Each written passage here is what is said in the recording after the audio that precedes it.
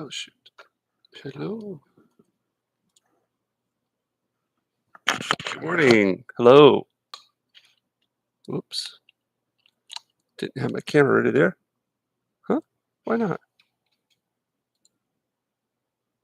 Okay. Is that working better? There we go. All right. Looks like we're live. Are we live here? Let's give a look.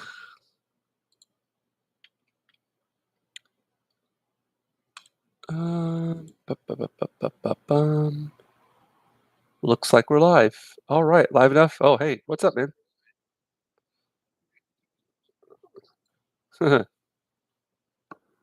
Okay. Live enough. Roger, I know you're busy there, bud. So if you've got to spend time with the family, there's no problem there at all. Did you get a chance to see Comics Division stream?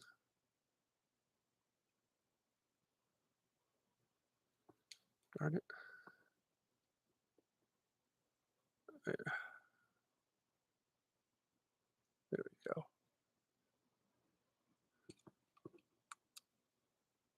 There we go. That's a little off, but that'll be okay. Eh, get it perpendicular.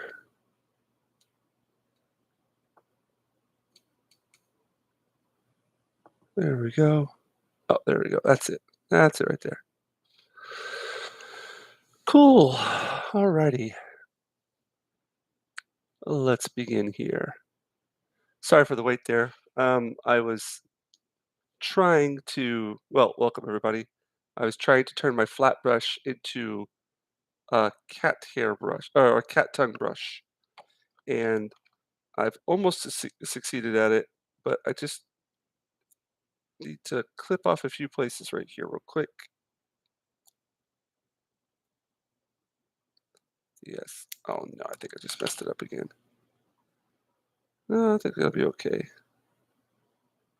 Yeah, I'm just trying to make this brush into a hello. Good evening to you, Captain Fandom Nerd. I was there lurking. I need to toughen up a bit. Oh yeah, man. Like, oh, it went great. Um, Toxic was really, really awesome about promoting the comic. He did a great job. Um, uh, it was, ended up talking about the comic for a bit, but he was really good about just promoting it and sending out links to the email list. Welcome everybody tonight. Sorry about this. You know how I am about streams and scheduling them, and I'm just not really good at it. So I'm gonna. It's a kind of a New Year's resolution to a goal of mine to get better at that, but it's a work in progress. But thank all of you for coming out and checking out the show. Um, I'm not going to be working on the comic book tonight. I'm going to be. I just recently took an online course uh, in this acrylic technique. I wanted to try it out today, and then from tomorrow, I'm going to be working 24/7 on our comic book, um, so we can have updates for you guys that on a regular basis. But thanks for joining tonight, and yeah, so tonight I'm just gonna be working on this, basically this photo that somebody posted on Twitter. It was really done really well, professionally, a professional photo. Um, Great contrast, uh, beautiful figure. So I figured I asked the person if I could get permission to do that picture, and they gave me the a-okay. So that's what I'm going to work on tonight. Um, so with that in mind, no further ado, let's hop into it. Um, yeah, I don't know if any of you, other than Roger Ryder, there were able to catch the Comics Division stream, but I was on Thursday Night Throwdown here this past, well, Friday morning for me. or Friday afternoon for me, Thursday evening for you guys out there well, for some of you. Um, yeah, it went really well. I ended up doing some work live on their stream. I think everybody was really happy with it. It was a blast. I don't feel like I talked a whole bunch during it. I was the first part of it, yeah, maybe so, but I just concentrated a lot on drawing, and it just felt like I was listening to people like I normally do, listening to them like I normally do while I'm just drawing at my desk. And yeah, yeah, but it was a great turnout. Oh, thanks there, low spec. Yeah, I felt bad because usually I'm really good about keeping track of the chat while I'm doing my own live stream. But for theirs, I was the guest and I was kind of concentrating on what they were doing and concentrating, concentrating on what they were talking about. And of course, trying to pay attention to my drawing at the same time. So adding the chat on top of that was just a little too much. I apologize for anybody out there that was maybe giving me a shout out or chatting to me and I just didn't notice. I apologize for that. But yeah, so today, um, let's see. I'm gonna pick some music here. I need to find some good music. Um, hey, low spec. I don't know if you got a chance to check out that Electric Eel Shock. They're a great band to watch live, man. They're really really fun. One of the best concerts I've been to in Japan in my whole life. It was just really fun. Let's see. Put on some. Ah, all right. Hmm. Might go with this one.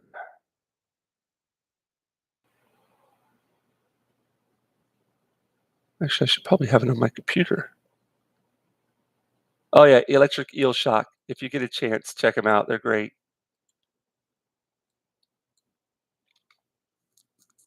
Let's see what we have here. Um, oh, whoops, go back. I'm just going to throw in some music here. Oh, there we go. That'll work.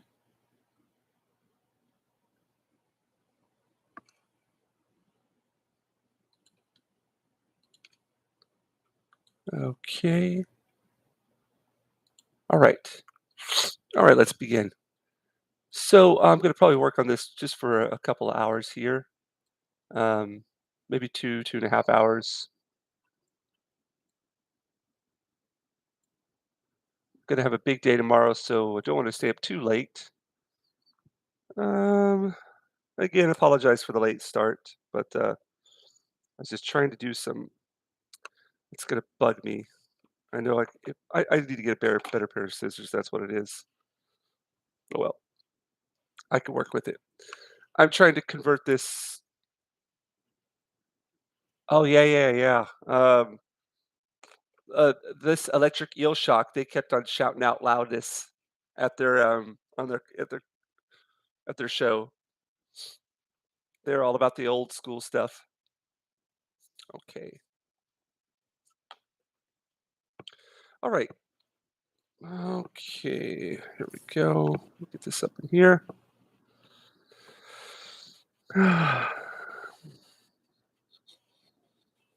So today I'm going to be working on this Watson watercolor paper. It's 300-pound heavy duty watercolor paper. Um,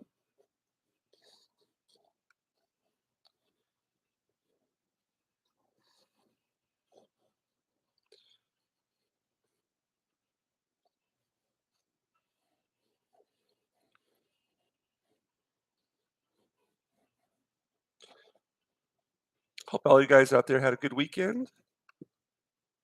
Oh, hey, what's up, Eric? Hey, good to see you here. And Milton Knowles, the Insane Witch King. There we go, as you mentioned. Glad to see you guys here. Appreciate you dropping by. Um, yeah, what was I just saying? Yeah, so I've been really doing a lot of studying lately on just proportions, other artist techniques, and just trying my best to, you know, add increase my repertoire. And so this is a direct light source on front light source. Um, just picking up a little bit of tips here and there, and then try to share 'em with you guys. I think it's like one of the great ways of learning something is teaching other people what you've learned, telling them about it. So that's what I'm trying to do. If I learn something new, try to tell you guys about it. I don't know if you're going to actually implement it in your own works, if you do any work out there, but um, yeah, who knows? There might be somebody out there who's looking to up their art game, and if so, then I hope that this stream would help you out with that. Okay, just get this arm here going real quick. I felt like I'm like just learning so many new things as of late. Every day there's something else new I pick up.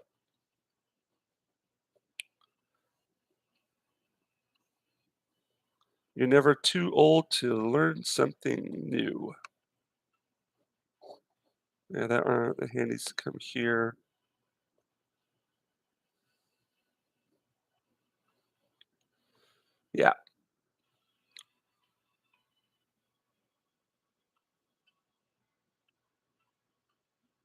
Yeah, yeah. I mean, that's one of the great ways to do it there.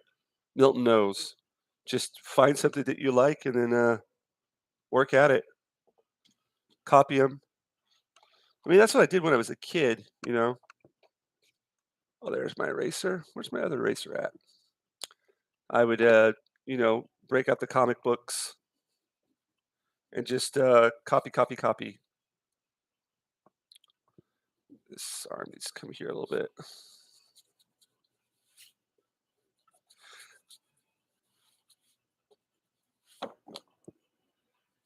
Uh, and I don't find that I copy from comic books much anymore as I do like just work with photos of models and figures and kind of like interpret them in my own way, alter their setting, surroundings, kind of have fun doing that.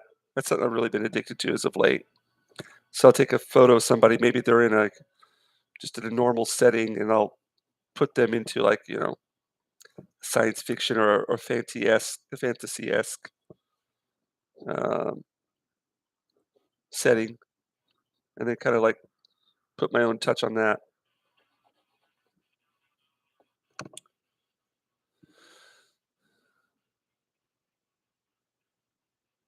Oh yeah.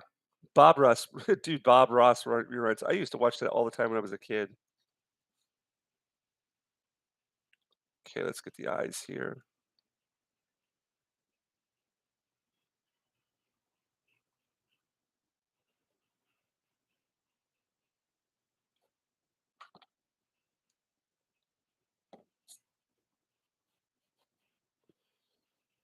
This is a fantastic photo.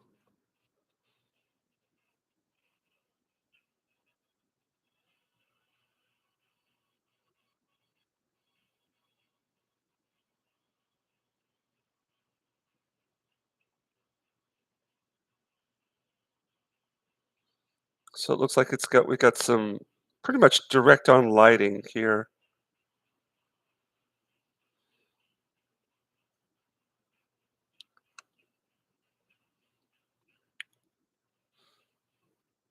Yeah, I remember my professor in college, like people when it got to their artwork, people could sometimes get like a bit snobby about who was a real artist and who wasn't, and people had their whole debates about Bob Ross, and a lot of people didn't recognize him as an actual, like, an artist, somebody who was doing something beneficial for the art world.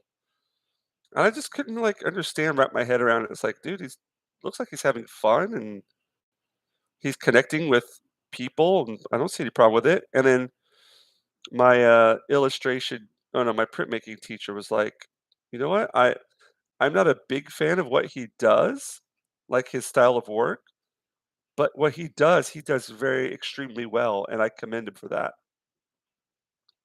So,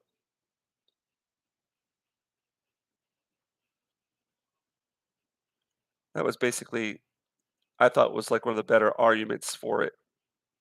What he did, he enjoyed doing, and he did it well, and he did it over and over and over again, which is extremely important if you wanna get good at it.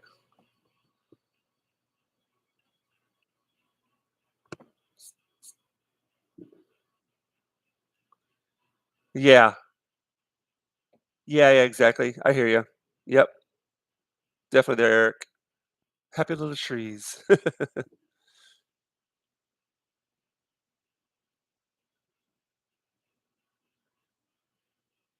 Yeah, exactly. Good point there, Milton.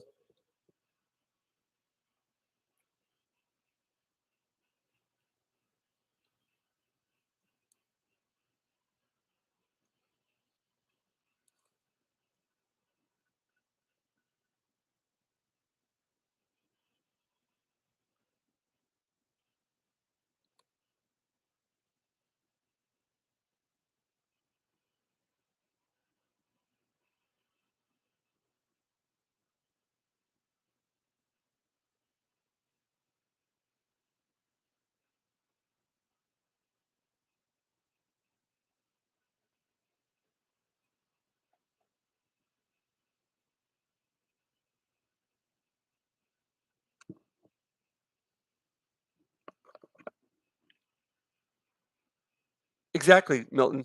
Good point. Jealousy. Yes, I agree with you there. Completely agree with you there. Just jealousy. And you know what? I think a lot of people too, when they took their approach to artwork and they couldn't do what other people did, they would literally attack them for what they were doing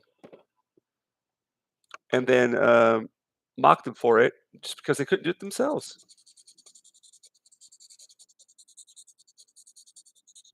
Yeah, he's one of the, he was one of the original. I guess you could call him one of the founding kind of YouTubers. Who was it? Somebody gave me the nickname Ginger Ross. I don't think I'm deserving of that comparison, but I like the way that that name sounds though.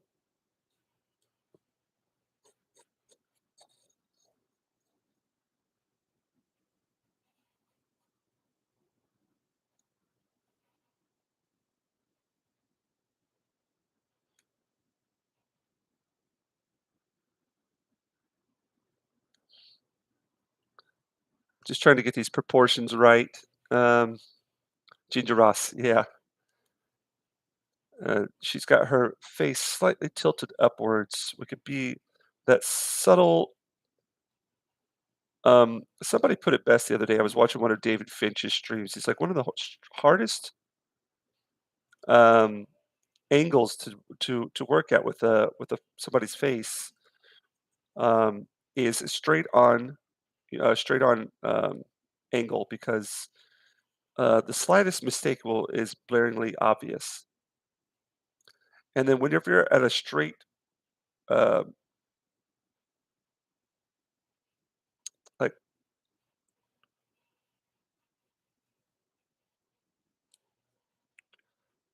you're at a straight shot, uh, and then they're slightly looking upwards, it makes even that more difficult. I don't think I'm doing it justice quite yet, but I'm going to work through this. Persevere.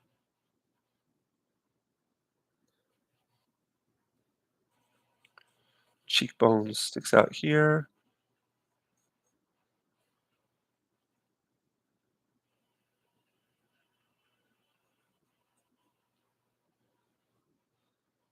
and her lips are slightly at an angle here.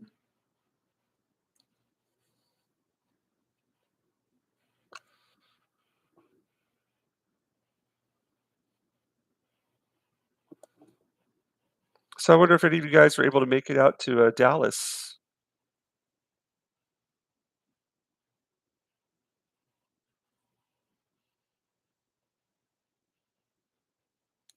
I said before when I was talking to people, I felt some major FOMO there. I was wishing I was there.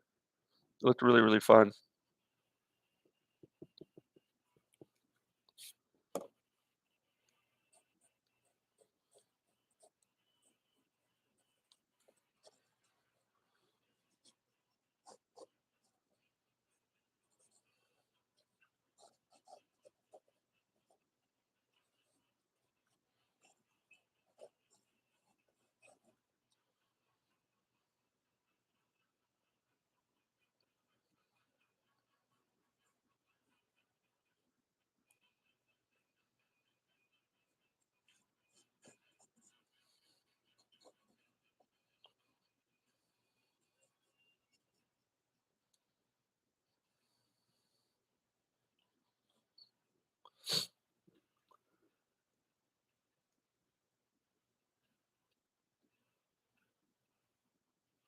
I can imagine there, Milton.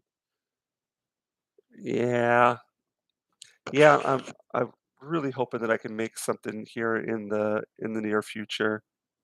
I mean, it would be awesome with the comic book release coming in printing being done in October, a big meetup in October. I just wish that those two things coinciding with each other would be a great opportunity to not only just meet people, but you know to hear people's reactions to the book, to talk to them in person, and pick their brains about their critique of what it's like. I'm always looking to improve things.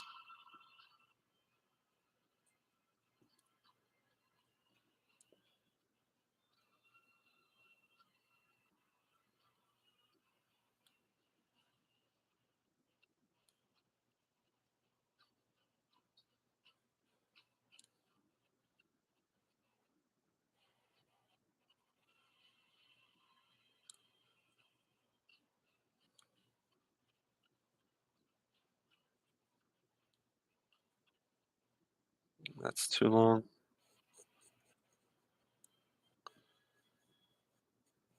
I gotta bring that up.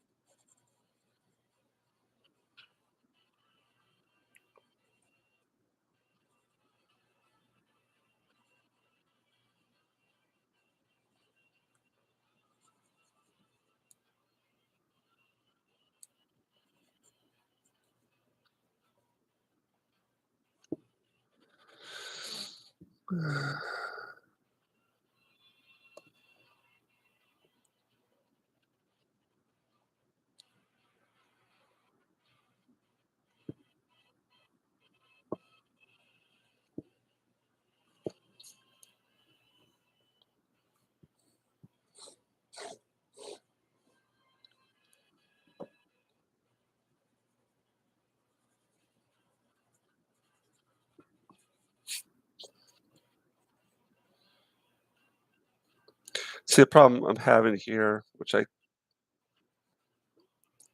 it's a rookie mistake that I find that I always do, is I don't do drawing warm-ups before I start,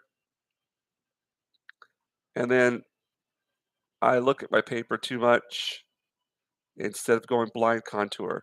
When I go blind contour, everything always works out better, which is what I just did right now. It's completely night and day. And then one, two, three, four, split to four. I'm just trying to apply techniques that I picked up from some other artists as well,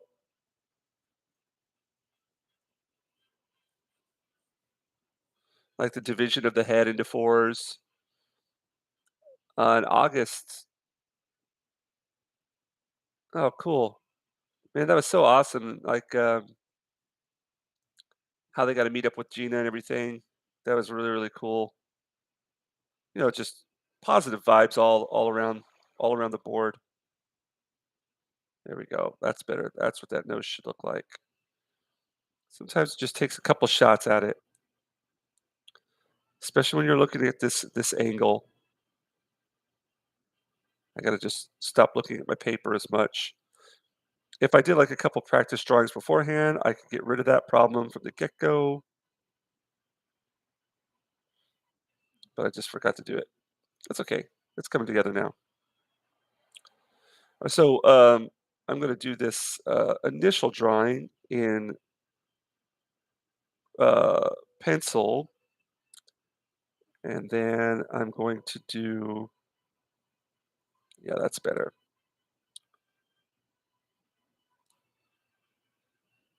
The eye will go right here. And then I'm gonna go back in with the colored pencil afterwards. Um, Something that I learned, which I didn't know, never knew, is that colored pencils have less grease in them than graphite does. Therefore, whenever you're working with acrylics, um, your colors tend to go over better if it's in colored pencil than with graphite. I never do that. Something I learned the other day.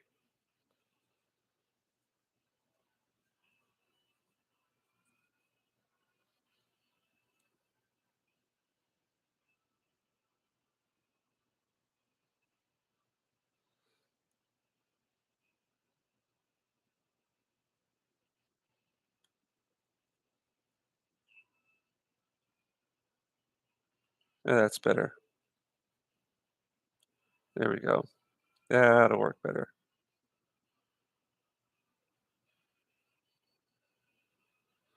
And there's some extreme lighting on this picture as well. Yeah, yeah, yeah. Yeah, I've been switching off and on. I'll do that as well. I actually bought after watching EVS's program, I bought the turquoise blue lead, and I use that whenever I do my comic pages.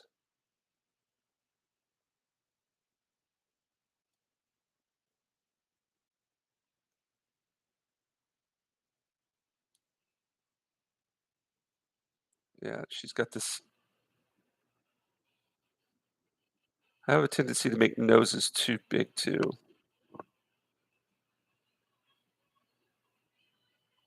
There we go. That's better. All right. Yeah, so I'm not going to spend too much time with this. It's just the face you want to get right, especially. And that's whenever you're working from imagination, you tend to like get a little bit liberal with the proportions things sometimes. But when you're working from a photo, you kind of want to knock it out of the park, if you know what I mean.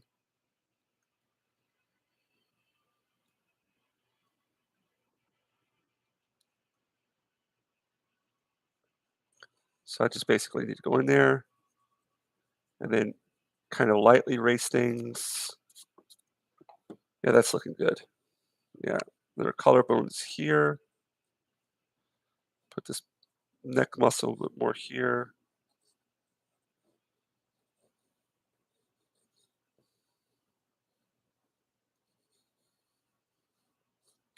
That comes up there more.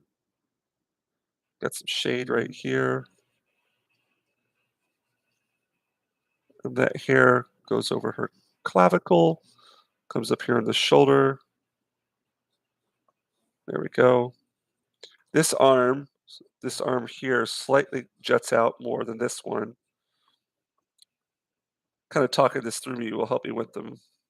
Now her cloth that she's using right here is really, really intricate, and I'm not going to bother about going too crazy with it. Just know that her arm comes down here. Yeah, that's cool. That'll work. So I'm just talking myself through this. So I'm going to go in here with colored pencil now over this. and then I'm gonna knock in some shadows and stuff, um, before I go into my actual picture, before I go into the painting. So this is gonna come out. She's grabbing some cloth here. Finger goes up, shadow covers it,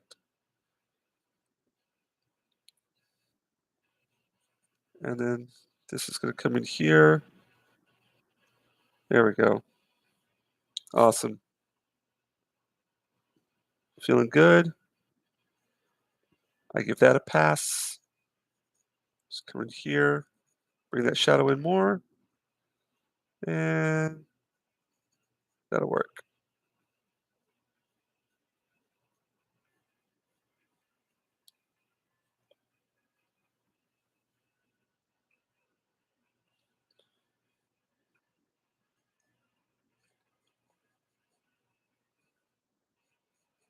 All right. Yeah, I'm trying to do a little bit of both. It's crazy if you look at the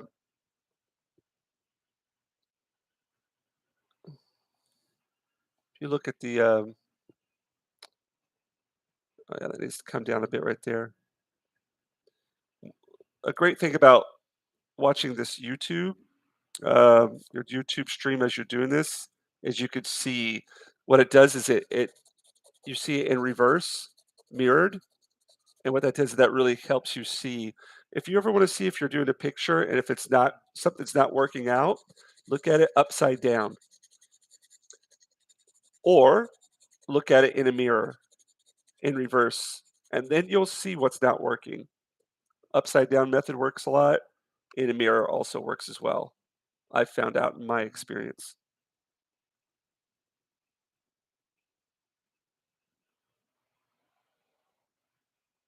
There we go. That'll work.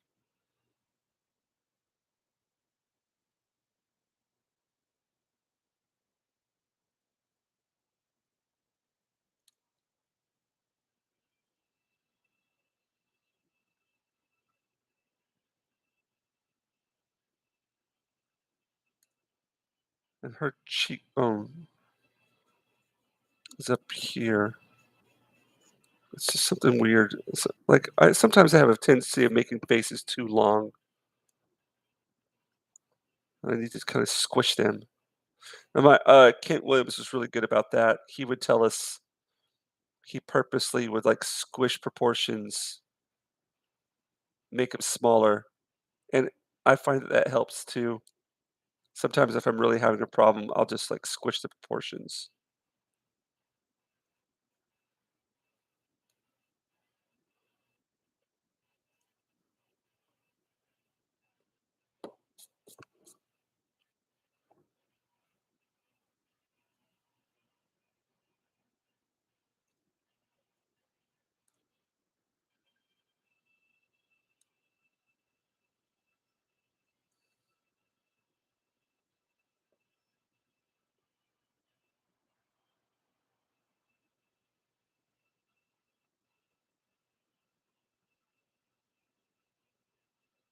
All right.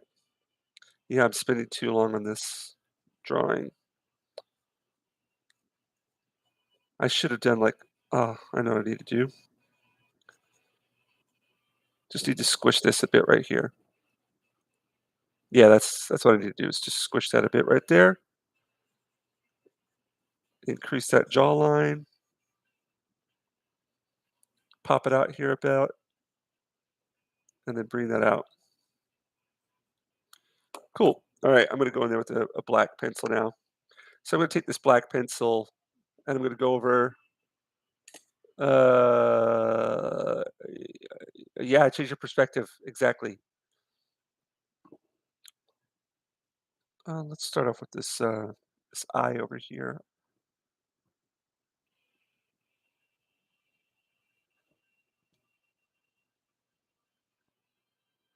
So I usually do this in ink, but today I'm going to be using a black colored pencil to do this. I'm going to do all of the shading, everything in black pencil.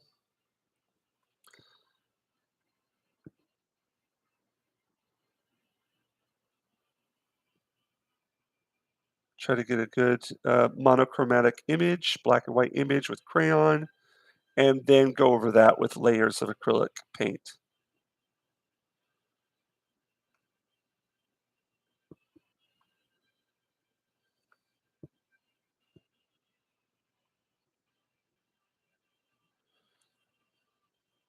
So I don't know if you guys got the chance to go out and see it yet or not, but I went and watched Top Gun today. Had a really good time. Uh, yeah, just a fascinating movie. I enjoyed it for the most, like almost all of it. There was only one part of it that really kind of took me out of the story.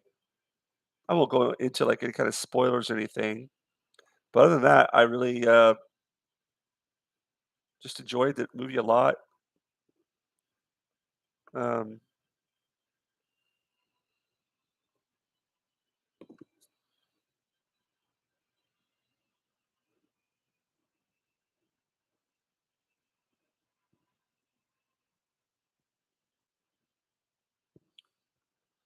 yeah, just a fun story with its the the parts that hit, hit home.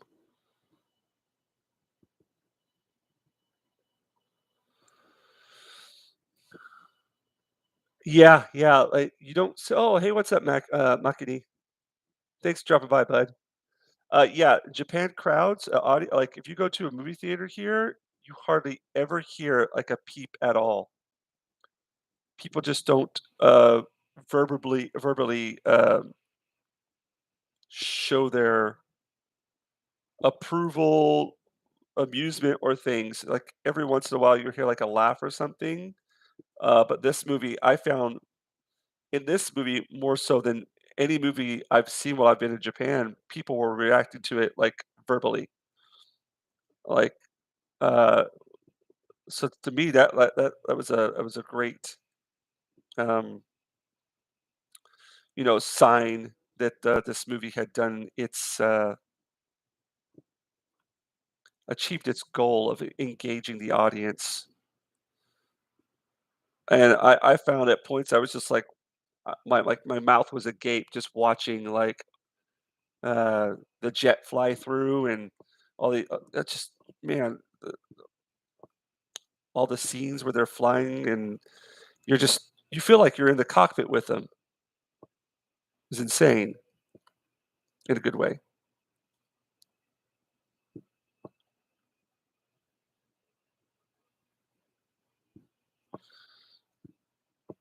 So you might be thinking, "Oh, man, with all this colored pencil, you're gonna be able to color on top of that?"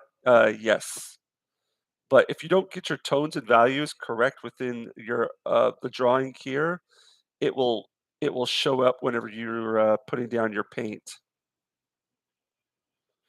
Now, the one thing that I've got going against me is the amount of tooth this paper has. Even though it's a medium tooth, paper, I think it's more of, I think it's more of it is a middle, but I think it's closer to a heavier like a heavier tooth. I think it has more tooth than your normal medium tooth paper would have.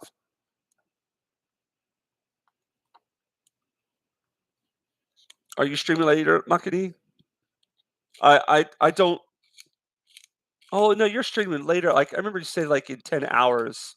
So I imagine it's gonna be another, like, 5 or 6 hours for you, right? I was trying not to, double up on you, you know?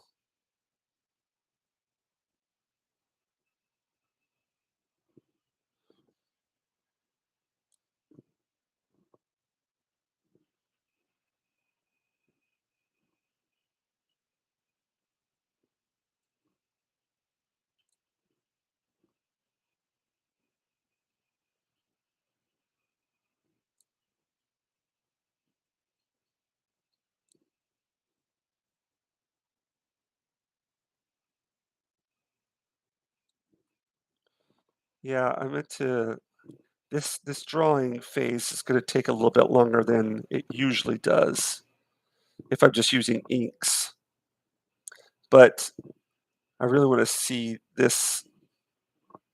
I've had this picture in mind for a while now, and I think this would be a perfect technique of trying to, yeah, I know, man. You know I'd be up for it. Uh, just tell me when. Say when.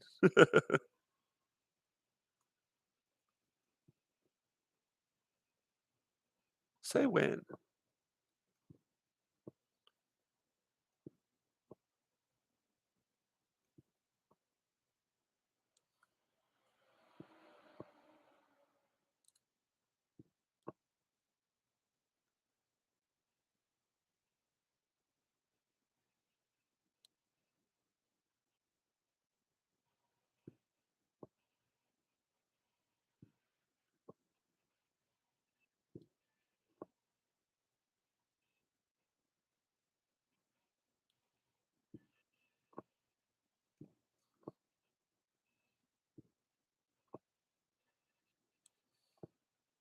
Again, this nose is too big.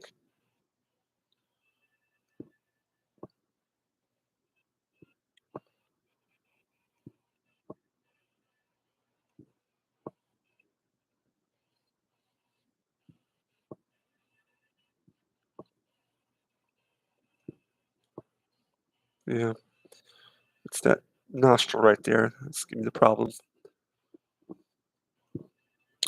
Yeah, so,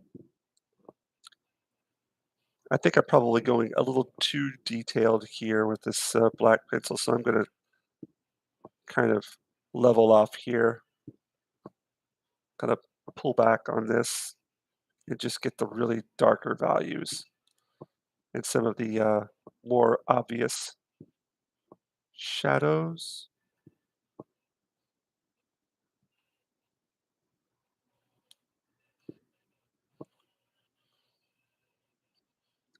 I feel like I'm gonna fuck this picture all up, but oh well.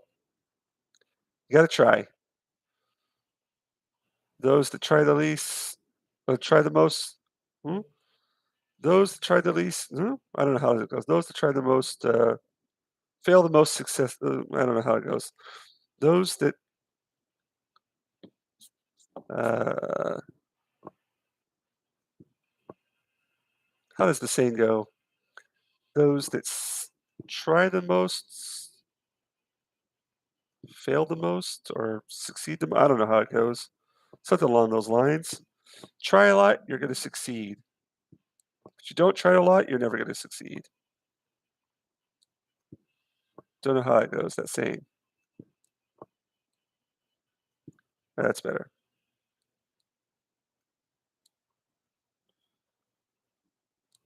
Yeah. So these spots over here just get a little too. Ah, I should be doing this the whole time too. Bad habits aren't going away.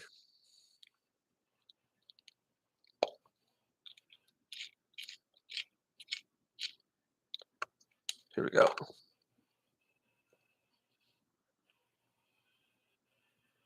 We can do.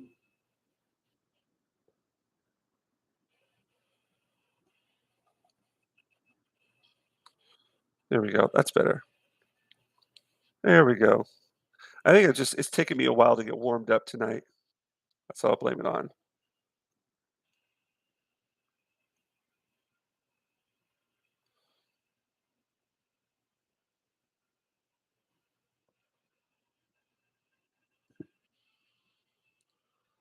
Uh,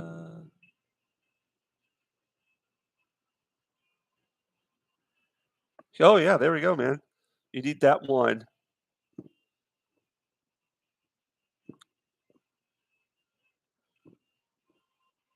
I always wonder if that one is just sitting there waiting to be made. You know what I mean? Sitting around waiting.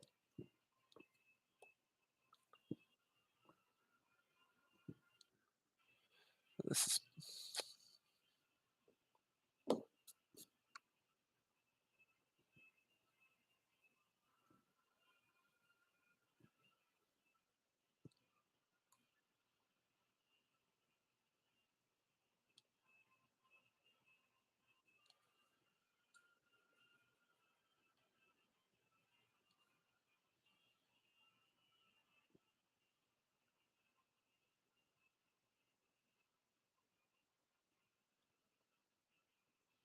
Again, I'm probably just doing too much pencil work here, but I really want to get this down right before I start throwing color on. And I'll be able to work with some things afterwards. I like that saying. There we go. I'm using this eraser too much. I need to put the eraser to the side.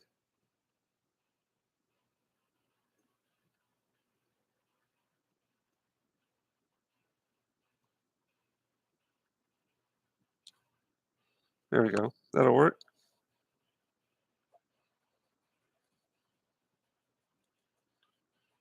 Oh, remember your okay, I just learned some techniques tonight and I'm already forgetting how to use them.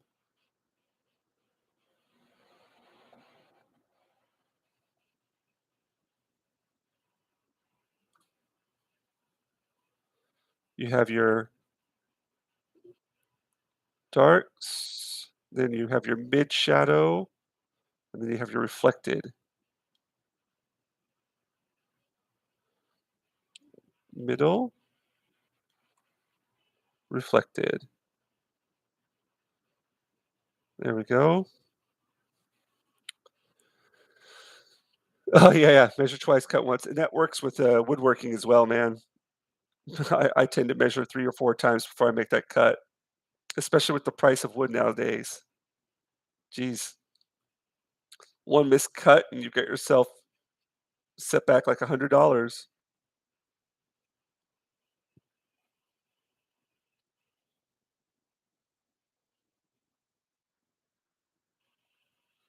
Yeah, I think the tooth on this paper is just a little too intense.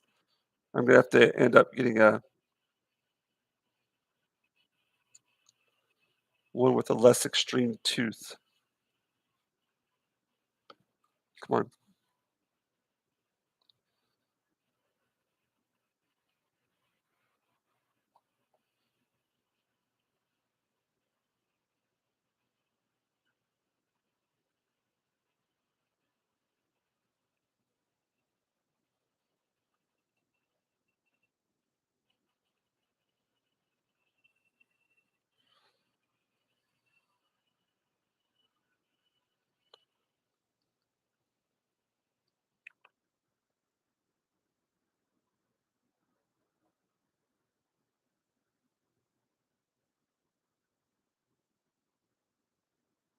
There we go. That's better. Thank you, everybody, for stopping by and checking out the stream. Um, Again, this is not traditionally what I do, but I'm trying something out new today. I don't like this jawline.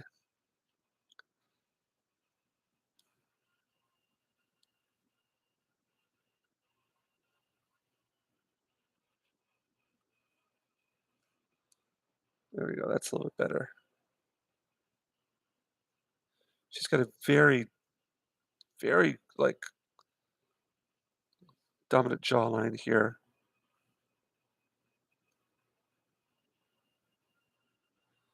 But again, I'm trying to squish everything down.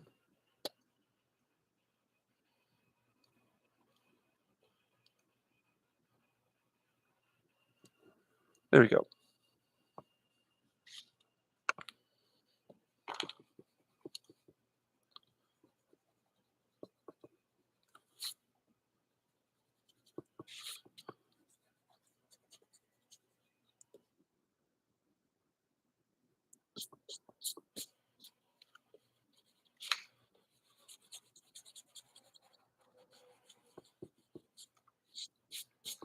There we go.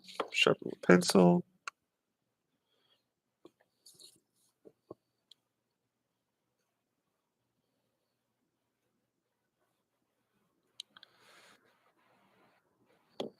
Trying to just get this again like a straight on shot. It's just so much more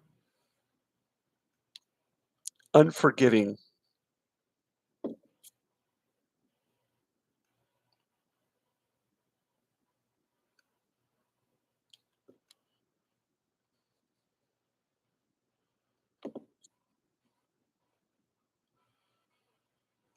There we go, that's better.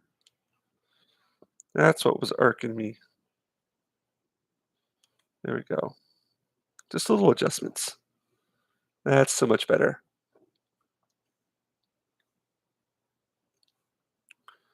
Their jawline kinda continues over here, and this muscle is gonna go more over here.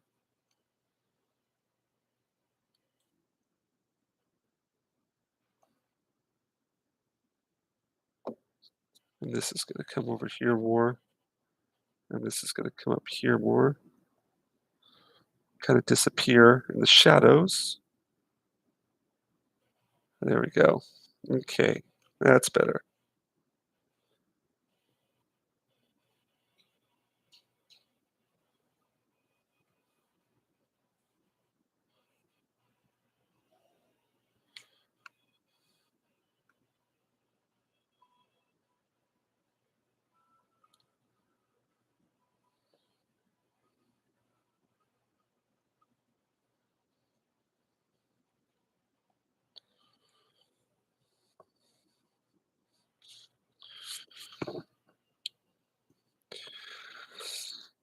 Okay. Yeah, so if you guys, didn't get a chance, go check out, Thursday Night Throwdown, Comics Divisions, oh, that's too large. On his channel, I was there last week. Oh, no, not last week, well, geez, yeah, last week, this past Friday, my time, Thursday night, your guys' time, depending where you're at. Had a really good time there. Those guys are awesome. The good thing about working on, cold press paper with a really heavy tooth on it is that it's really forgiving with erasing. You can erase a lot on these, where if it's a hot press with less tooth, it's not as forgiving when it comes to, erasing things.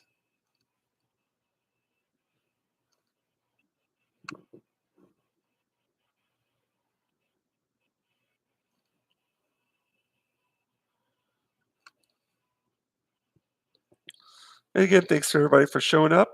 Uh, give it a like, a share, all those good things. Spread the word. I'm really trying to get, I would like to get my, Instagram numbers up, um, just because in Japan, they pay a lot of attention to your Instagram numbers. And I've been working with my art consultant about, you know, increasing my art revenue. And one of the things here in Japan is having a successful Instagram page. Just trying to do that right now. All right. Here we go. Let's see, now that goes down here, and that overlaps here. Be truthful to the picture, not what you think is happening, but actually look at what's happening. Not with your brain, but with your eyes. Gonna make kind of a mantra here.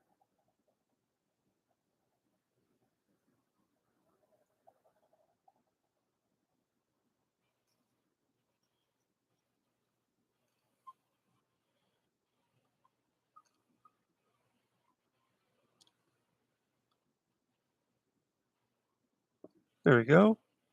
Hey, what's up, Keely Chow? Thanks for dropping by, man. Good to see ya.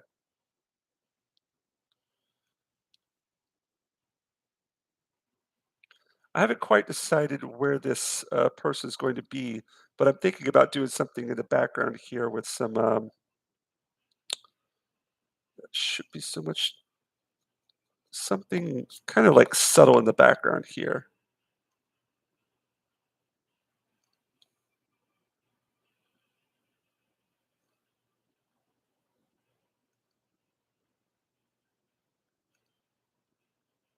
There we go. Come on.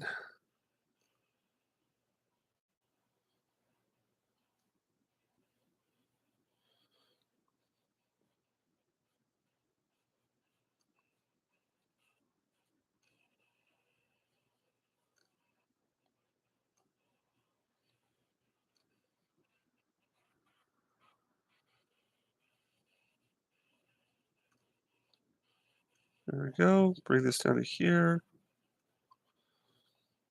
Wrist goes here. Got her hand here. There's just so much shadow in this picture that later on, whenever I'm throwing my colors in, it's really going to be essential for me to capture these shadows right now. Well, otherwise, when it comes to this painting technique, it might be a bit difficult to really. Who is she? She's a woman on Instagram. I don't know if I follow her or not, but she put this up, and I was like, "Oh man, I would love to draw this picture." So I asked her if it'd be okay if I used it, and she said, "Sure, go ahead." So I'm going to do my best to, um, you know, recreate it in the style that I've been studying as of late. I'm just going to give him some really easy shadows here. I think I'm just being a little too, yeah. Let's just be a little bit more. I'm just being a little too uptight. Let's get a little bit looser here. Suggestions of shadows, suggestion of detail without going too detailed.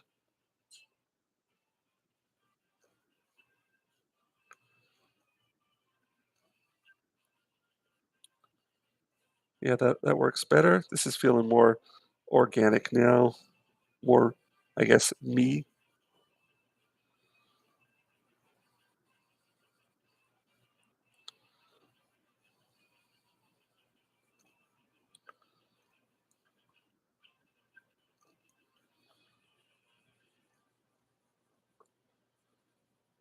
I need to sharpen my pencil. I'm avoiding it. Oh, yeah, that's looking better. Your hair is going to be more fuller here.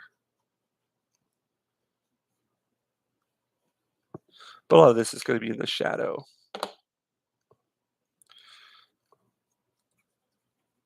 Yeah, there's just like a lot of folds and things here in this fabric. But if I get them now, then I'm gonna. Well, see, the problem is I'm gonna have to go back in with these with black paint later as well, which could be a little bit of a hassle. But oh well, you got to do it.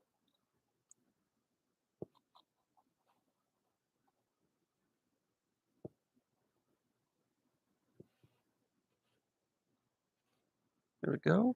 That'll work there. Yeah, this is coming better.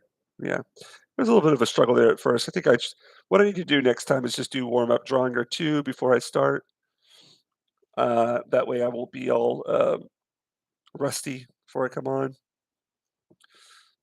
Just like anything with sports or whatever, you gotta have your warm ups, art as well. And I just didn't do it this time. Rush things.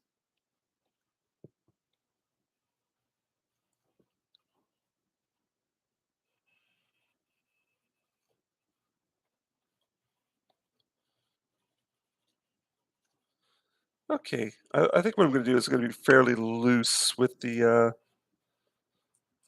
gonna try to get these. Something I need to work on are veins. It's something it's one of my weak points, and um, something I need to practice.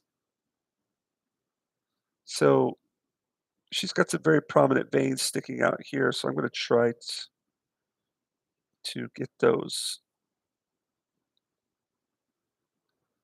looking more like accentuate them, emphasize them. Okay,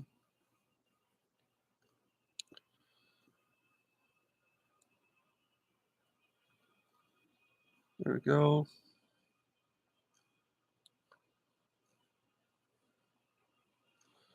Her wrist is coming here.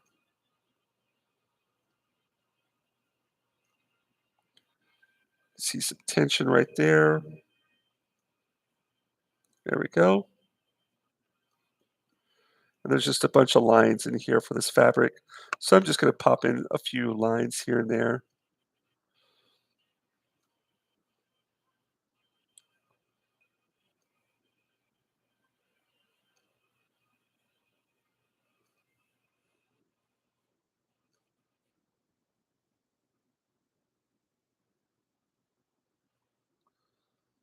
There we go. That's working better.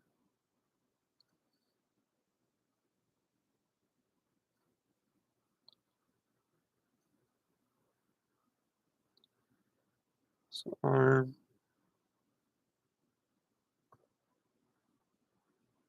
okay, bring that up there. Yeah, there's just too much tooth on this paper. I'm gonna have to get one with less tooth on it. All right. And then this over here is all kind of in shadow. So I'm just gonna lightly do this in shadow.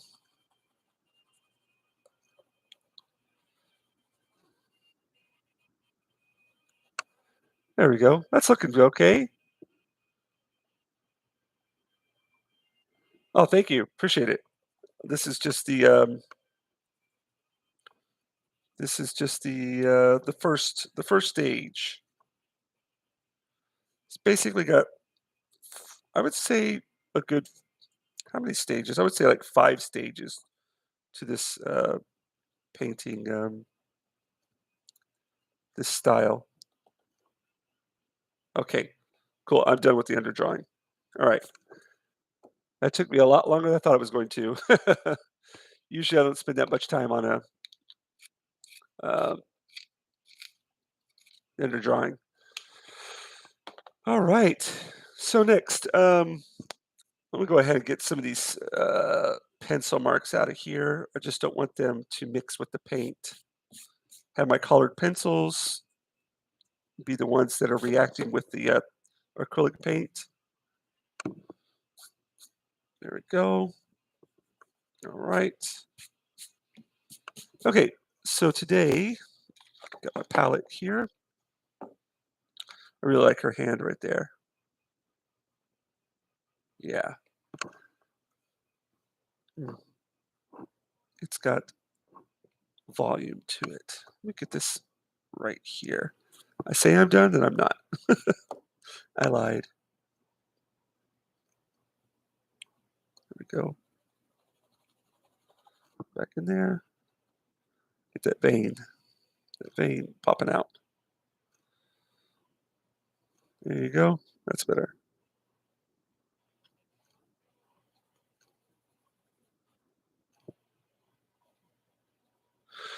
When somebody gives you permission to draw like a photo that's been done of them professionally that looks really good, you want to honor it and do it justice. That's why I'm kind of taking my time with my drawing here today.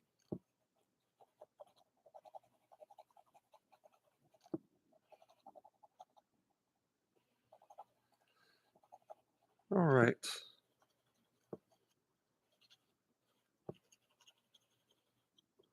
There we go. That's better. See, I told you, I'm not going to stop. I need somebody to tell me, stop drawing, put down the pencil. There we go. Okay. There's a nice thick shadow here with some reflective light. Needs to come in here a little bit more.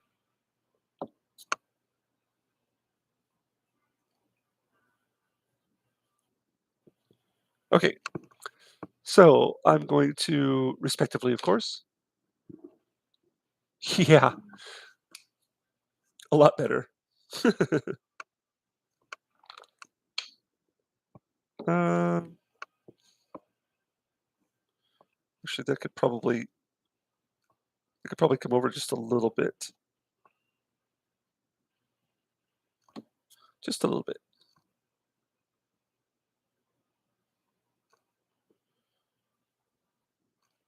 There we go. That's better. Yeah, that's better. All right.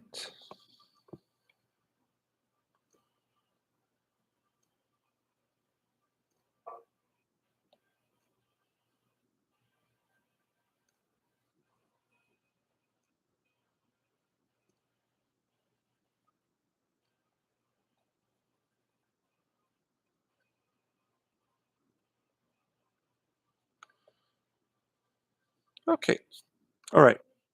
Okay. Enough. Gonna stop there. Um, so first we're gonna start with some acrylic paints here. Gonna put down a wash of ultramarine blue, and I'm gonna be working with some scarlet red. I might change that today though. I'm gonna try this one,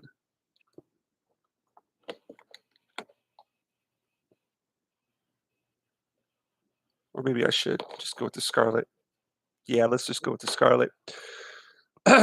So first we're gonna use water for the wash. Now, a couple things that I picked up today, which I've never done before, never been taught, is get my blue there, and I'm going to use my palette knife beforehand to knead this.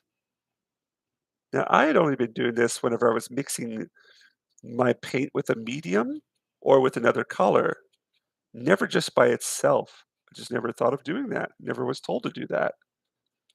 And then this artist, who is self-taught, made that point today. And I was like, oh, that's very interesting. So go there with the blue. Got a nice big brush here. Just gonna use clean water, supposedly clean water. The hell's that? Why the hell's that water dirty? I'm gonna go over my pencil here. Since it's colored pencil, it shouldn't remove, and it doesn't. It doesn't lift. Just gonna go over this plain old water, and then I'm gonna do some acrylic washes on top of this. There's a little bit of lift from the graphite that I hadn't removed there, or maybe there's some kind of residue in the water here. Not the end of the world.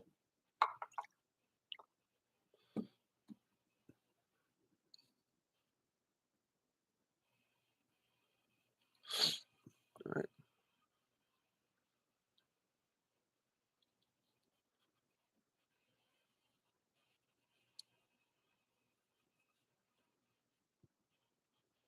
there we go. This is fun. I love this technique, guys. It's just so it's like, I mean, I could just like finish at this stage, I feel like sometimes, but that would be lazy.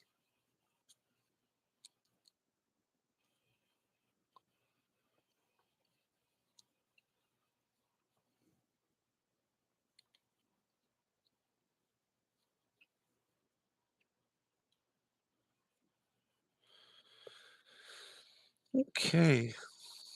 And then I'm going to mix in some scarlet red here. Get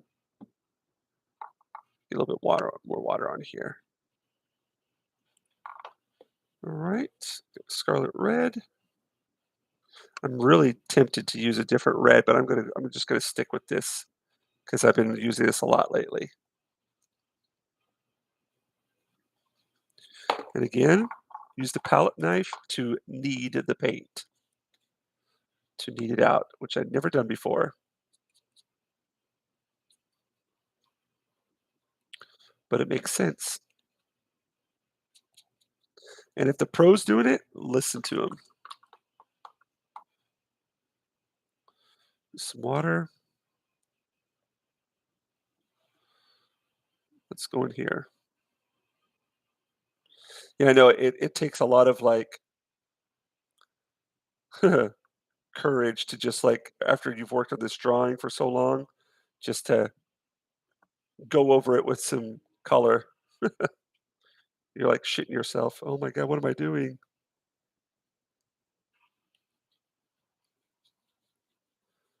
There we go, though. It's beautiful. Like I could just almost stop at this point. Probably earlier in my art, in my years, I would have just stopped at this point and not tried to push it any further. But nah,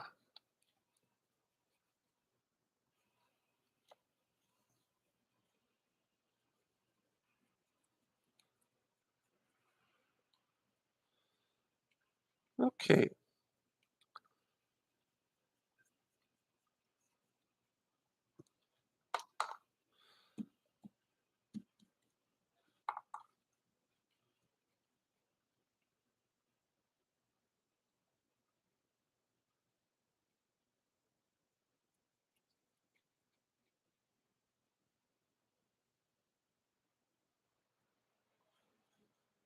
there we go. All right.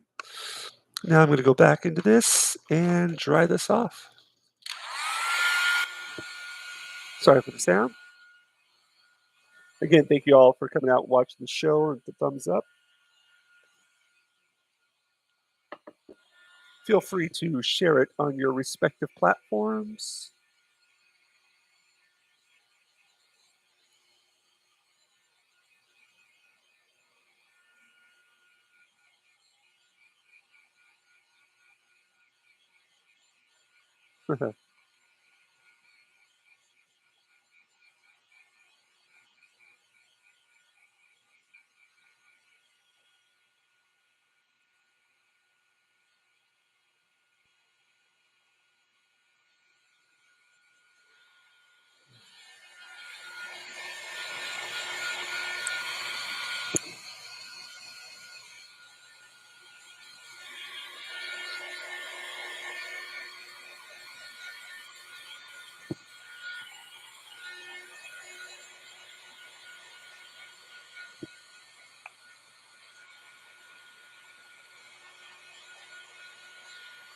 Get this flat. I use an ample amount of water in here, so it's gonna take my time um, drying this off.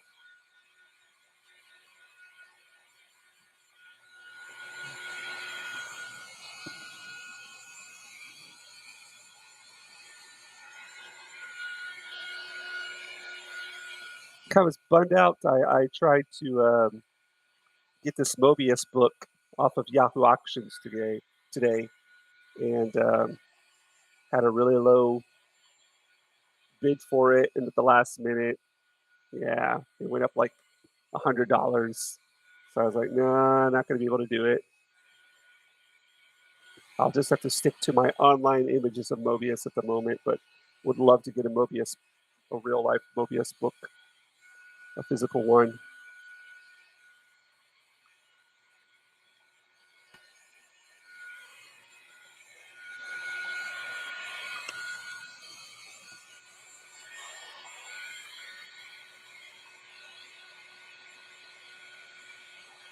Almost done here, just a little bit more. You can feel the paper buckling in places.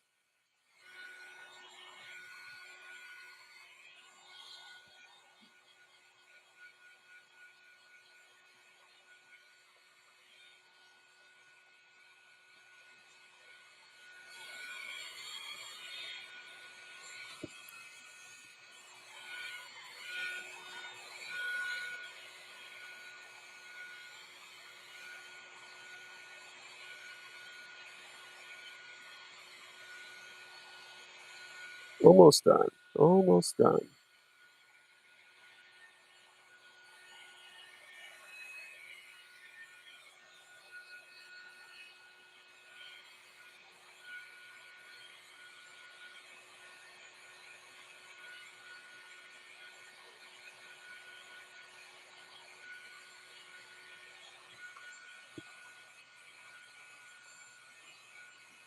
Hey, what's up, Wakizashi? How's it going there, bud? You having a late one tonight? Hope you had a good weekend, man. For half price, hardcover for 15 bucks. Oh, cool. Yeah, I've been really trying to get into my comic book collections as of late. I've picked up. I think the latest comic book I picked up was Kingdom Come. The last book that I picked up was this icon, Frank Frazetta. Just a beautiful book. Got this for 21 bucks. 21 bucks. Great condition. Really large, beautiful illustrations. Couldn't have asked for better. Yeah, yeah. The only I you know what? I'm gonna make a complaint about Kingdom Come. To me, it's beautiful, painted and everything, but it's just kind of like an overkill sometimes in places. Like, it's beautiful, like, this is a beautiful spread right here, but I find that with Alex's like, for example, like in this picture, everybody's in the foreground, it feels like. I know, listen to me critiquing Alex Ross, I'm such a dick. But like a spread like this, I'm not focused in on one thing. Like, I focus in on Superman's face here a bit, but everything else is just kinda like, I can't really concentrate on one place. It's difficult for me to. Yeah, exactly. Yeah, it's all posed, whereas, like, if you go into Watchmen, really clean.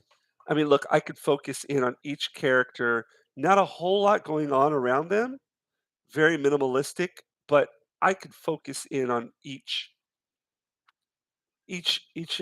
cell. Like, look at these, like, there's just I could see everything that's going on, it's really clear, and the figures, uh, like the color palette here, right?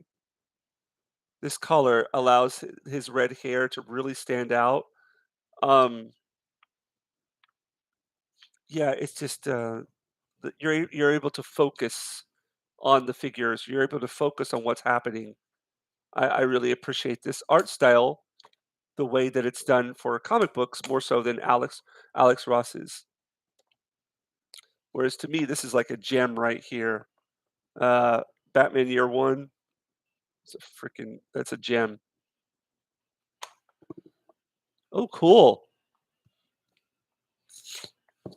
All right.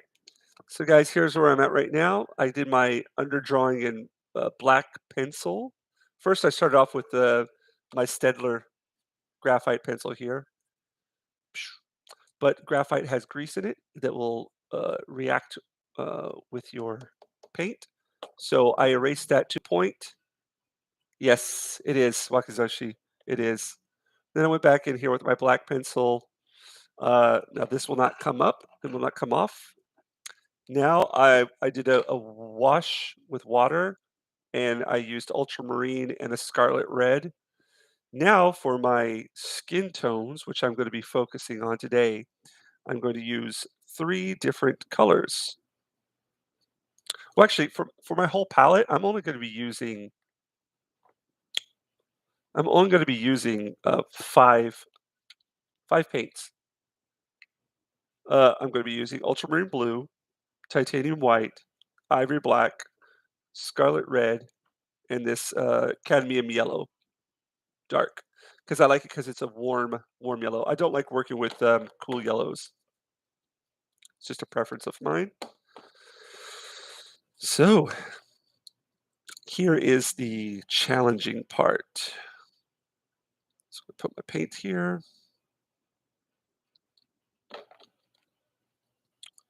And instead of using water to thin out my paints, I'm going to be using matte medium. And even when you're doing your palette, essential to have it organized. So I like, oh, see, saying that and I didn't do it.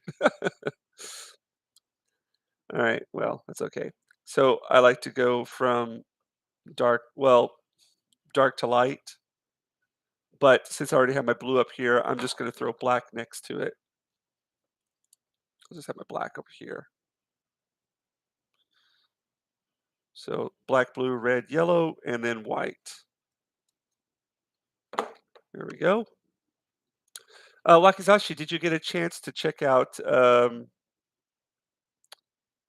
I don't know if you ever watched Comics Division. He did Thursday Night Throwdown. I was on this show um, this past Friday Japan time, Thursday American time.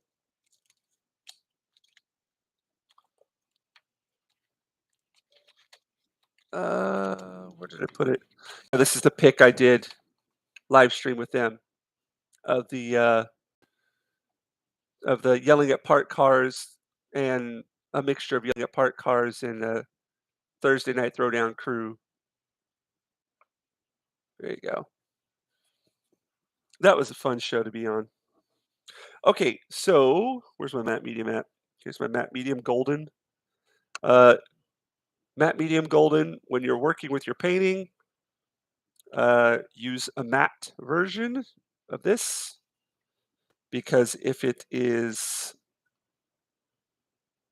has a sheen, if a shine to it, then it's going to affect you when you're painting.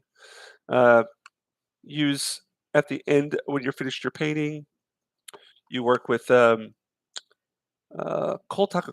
How do we say that in English? Kotakukan. Gloss. Sorry, glossy. Uh, use a gloss matte medium at the end to kind of preserve your painting and to make it look really nice and professional and for those colors to really pop out. All right, so got my matte medium up here, black, blue, red, yellow, and white. Now, um, I haven't decided what I'm going to do with the background yet. So I'm going to start with some hair, maybe. I'm going to put on some more music. I think I'm going to listen to some Deftones next. Any Deftones fans out there?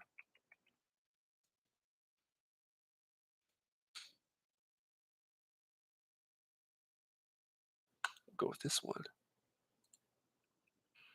Yeah, they got some good stuff, man. I've never seen them in concert. Always wanted to see these guys in concert. Speaking of concerts, I was in Tokyo for the Japan Comic Artist Expo, and after that was finished, went out and watched a live show. That was really nice. Crazy guys.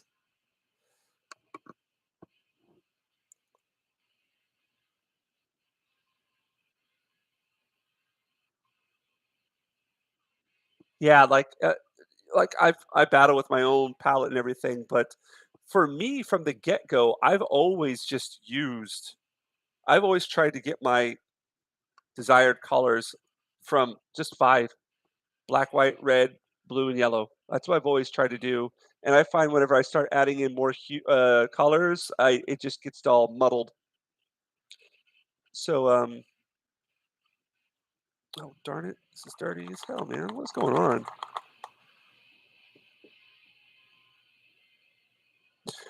So, for the skin tones, he's using, like, red, yellow, and white.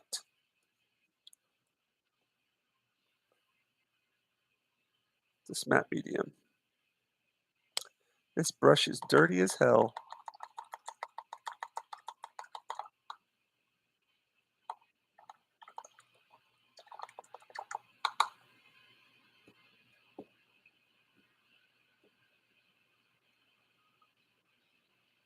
Huh, alright. Let's try that again. I haven't seen Anna do a live art stream in a while.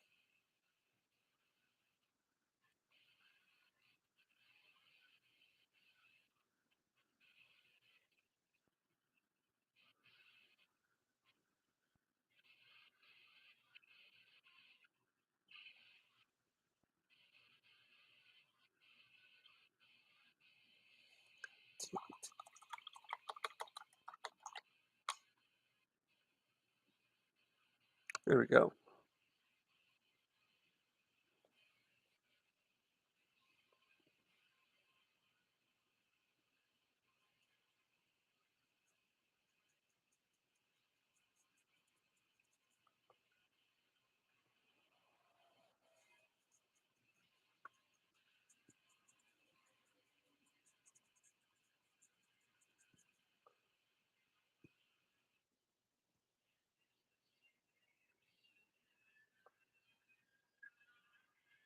So with this layering technique, you get, it's just basically plastic. Acrylic paint is just basically plastic. So it's you can get tons of layering done with this, but you got to be careful about not overdoing it and just being gradual with it.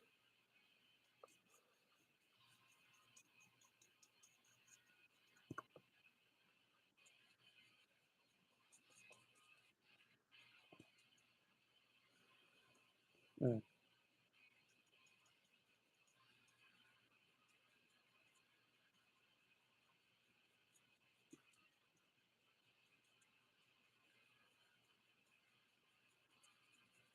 And the great thing about like doing the acrylic wash first is it creates a layer over the pencil so the pencil will not lift.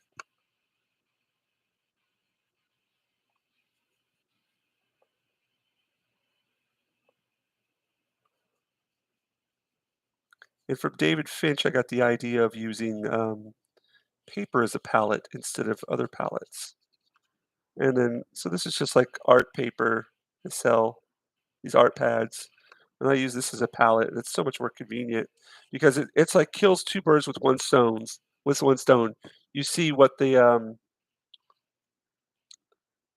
you save money, and you also see what the paint's going to look like on paper.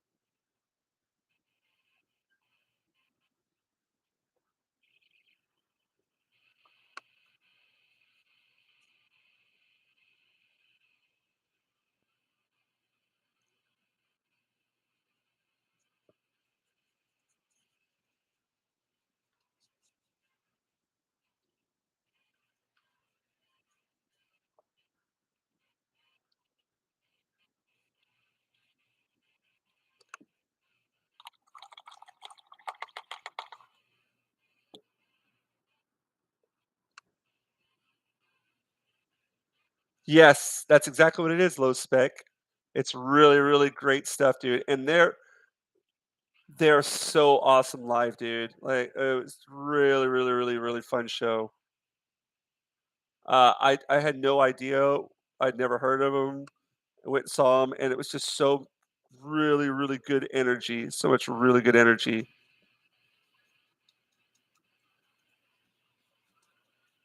And they they are really good musicians, but at the same time, they weren't taking themselves. I mean, they're serious about what they do.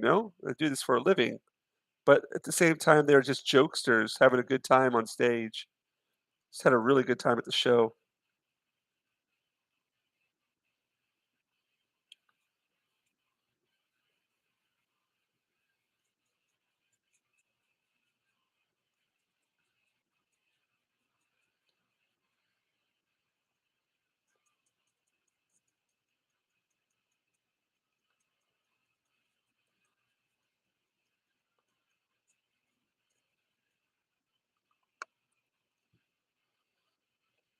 Aw.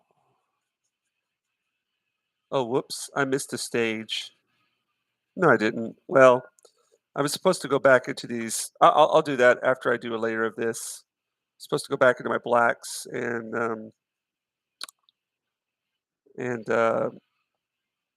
redefine them with black paints. Whoops. Oh, and I can actually put a little bit of this in there too.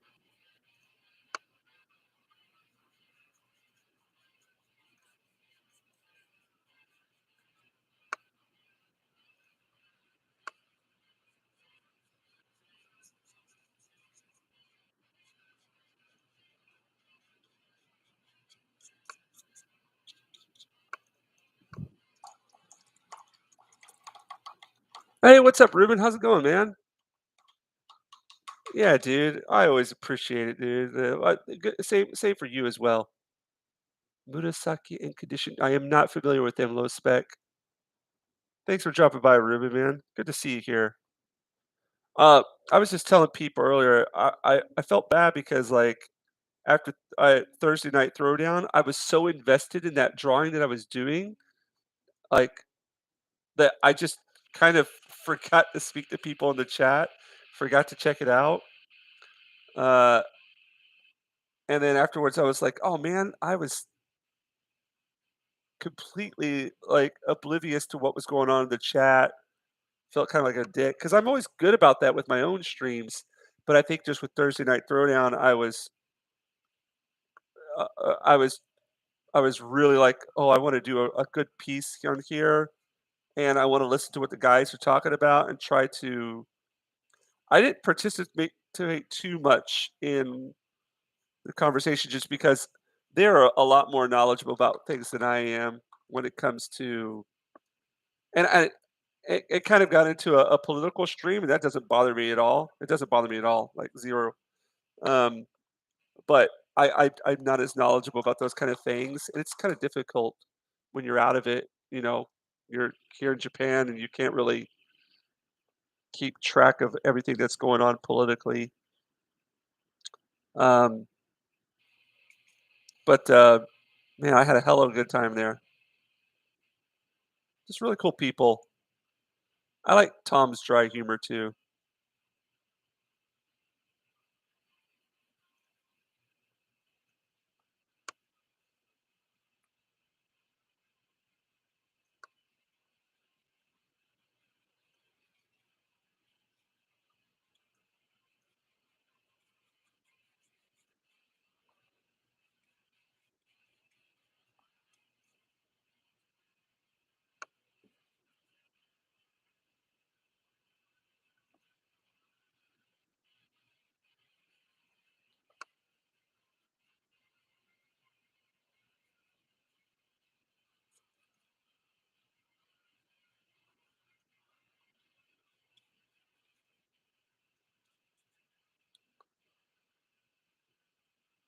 Oh, yeah. I mean, that's all you can do, huh?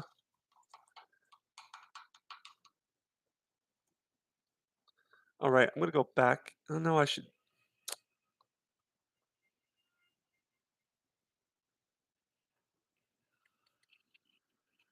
get to this arm here. I need to stop trying to do all my highlights right now. Be patient, let the paint work, do its thing.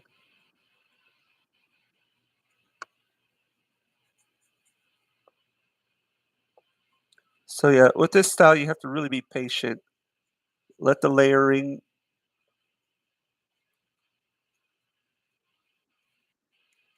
let the layering work.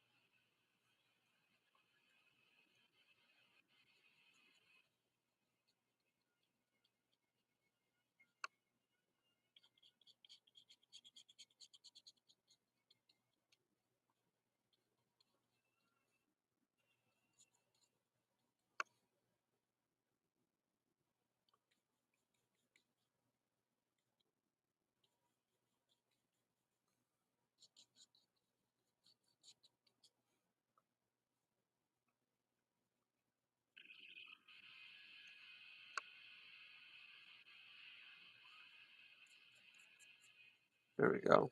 I need to just come in here with a that's what I should have done from the get-go instead of, like, going straight into, like, I keep on skipping steps. My impatience. Just need to go in there and do this.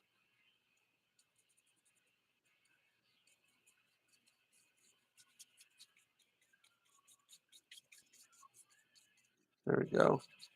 That's better. Yes, I am. I'm using acrylics, but, Ruben, I'm using, acrylics. I'm using only 5 colors: black, blue, red, yellow, and white. Um, and I'm not using water to thin out my acrylics. Instead, I'm using matte medium. It's a style. If you look at the title of the video, it's I got this style from Ariel Olivetti, who appeared on David Finch's channel. and it's just an amazing technique. Um, just a really, really amazing technique that really fun to work with. I highly gravitate towards it, and yeah, I'm addicted to it. Use a lot of matte medium, and it gives you this nice layering technique. So let me go into this fabric down here, and I'm going to do a yellow, just a pure yellow over it. Like I'm not using water to do my washes. I'm using matte medium.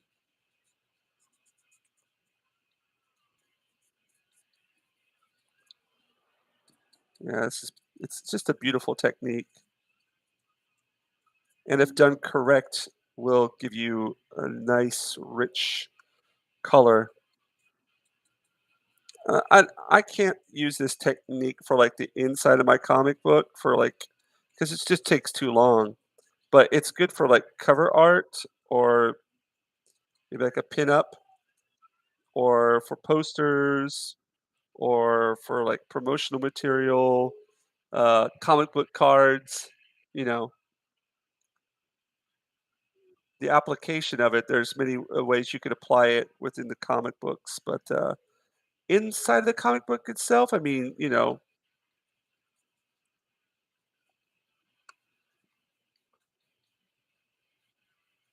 maybe a little bit more challenging.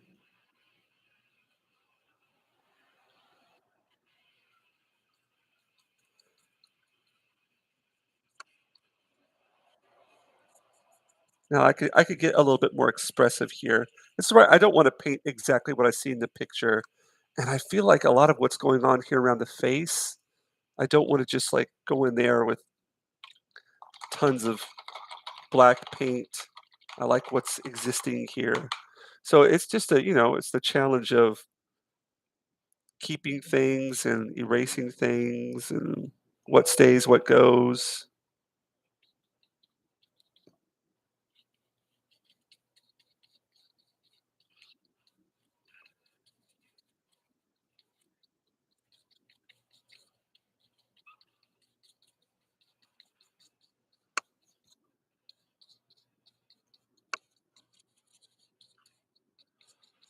And you could be a little expressive in parts.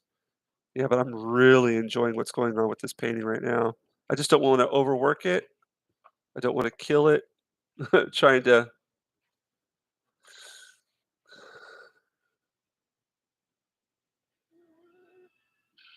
Oh, yeah, yeah. A bit, rather. A bit of that, David Mack. I'm not familiar with that name, but I'm pretty sure if I saw the art, I would know who did it.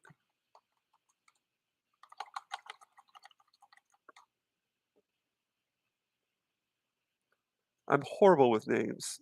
I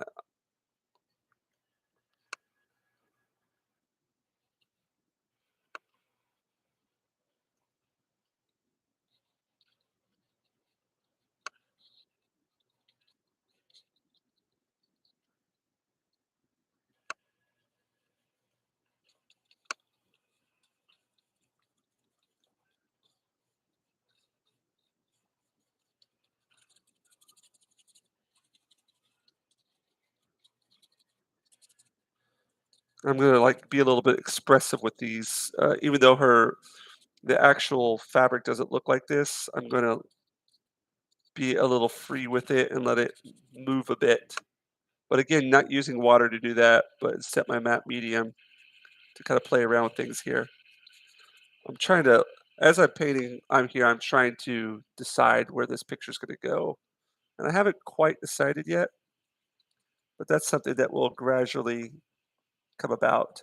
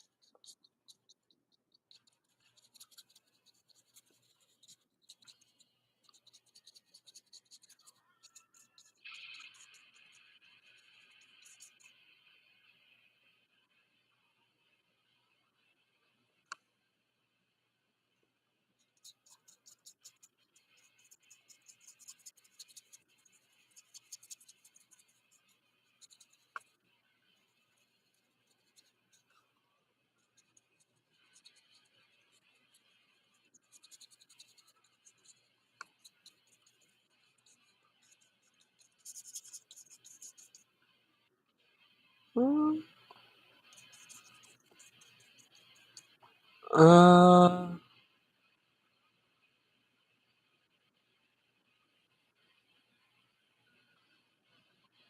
yeah, yeah, man. Um, I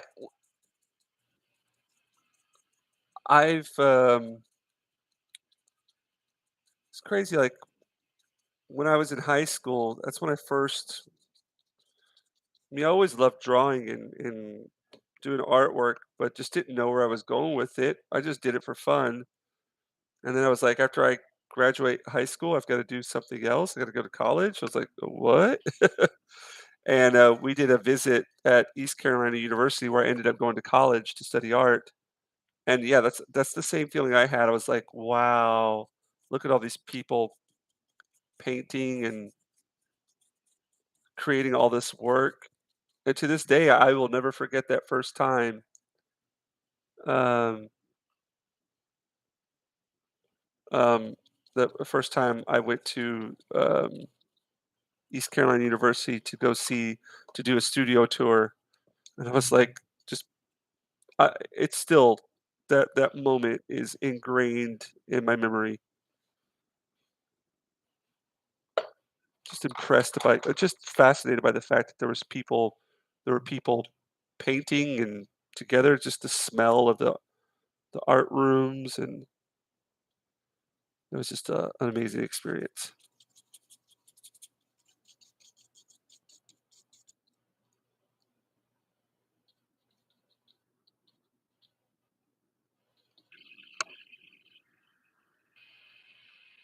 Hey, what's up, Roger Ryder? Welcome back.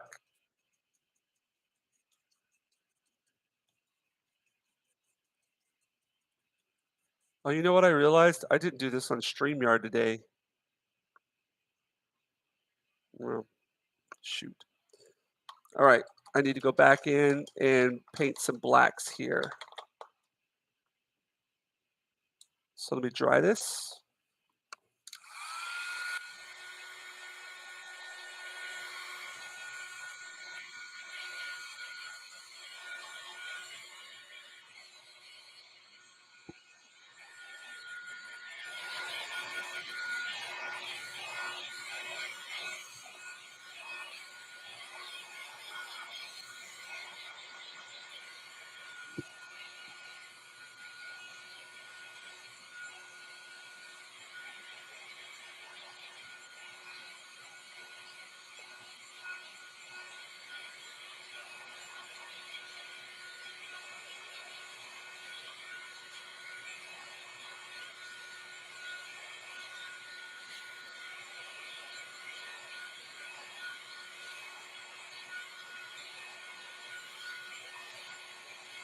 Oh,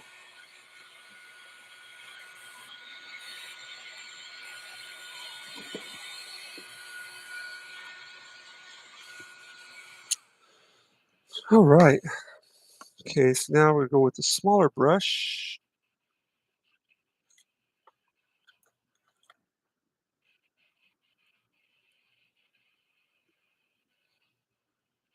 Let me knead this paint here real quick.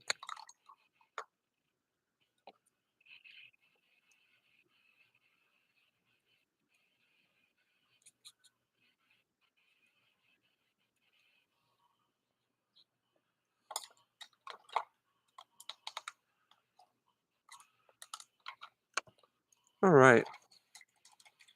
Oh, no, no, no, no. You're just in time. You're just in time. I'm still working. I got a ton of work to do on this, Megan, but nice to see you here.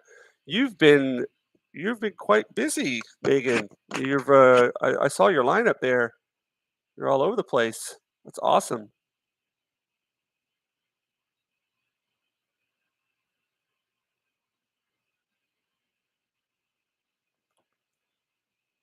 So basically, I'm just gonna go back in here into my shadows with some black,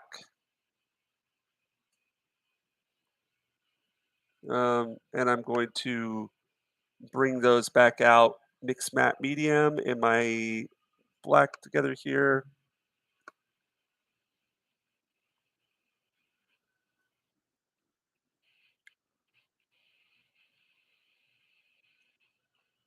where it's necessary.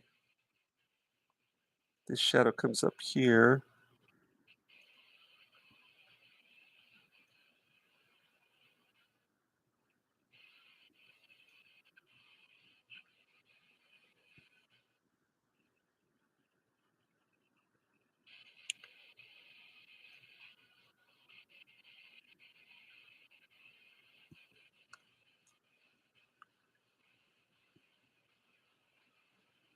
Shit.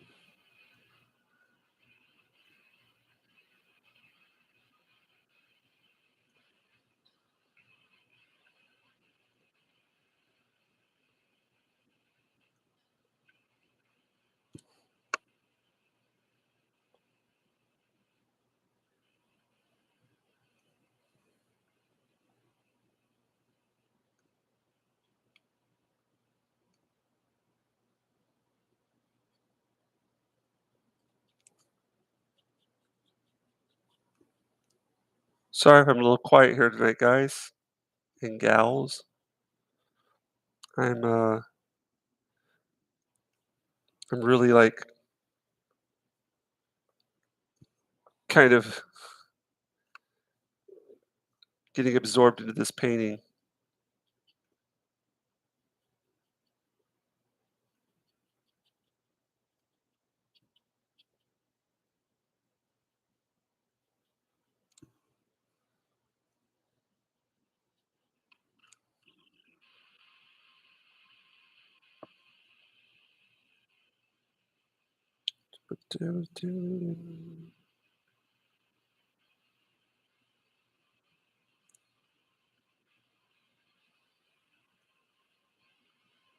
It's funny, in art school, there were so many teachers who told us never to use black in our paintings, but it's completely fine.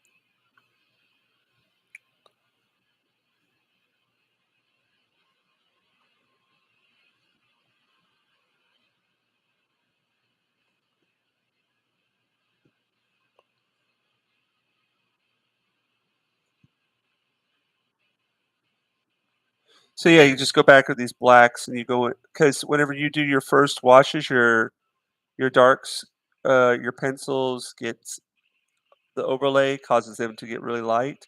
But the thing is, you could keep some of them like that. You don't have to go back in them and do them all again. Kind of cool to kind of leave some places washed out and other places go back and accentuate it.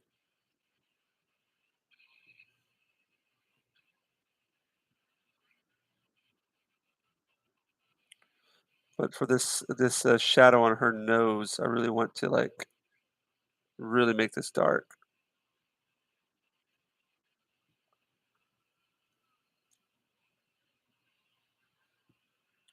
See, I prefer working in acrylics more than oils. I just feel more comfortable with my acrylics. So whenever I found this technique, I was all over it. I was like, yes, this is exactly what I was looking for.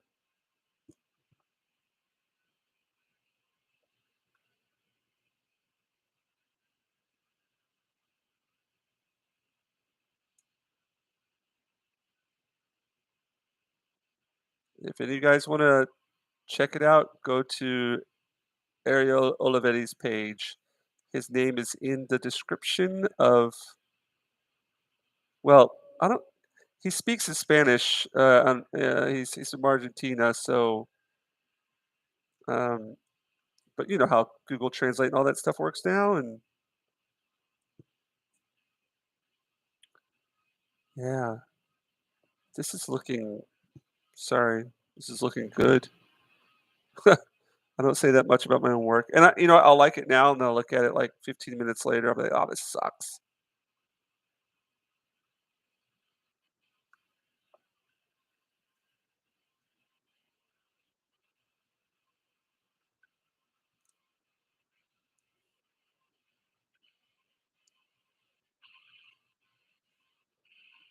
Alright, this is gonna take a while because you gotta basically go back and draw everything again. But you know what? You don't have to be exact. That's the thing, like, you can go back in there and get a little creative with some of the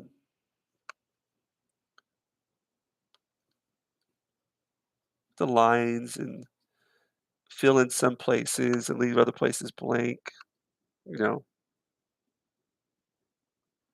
I wanna kinda make it to where this like, in the picture so, yeah, this picture was on Twitter.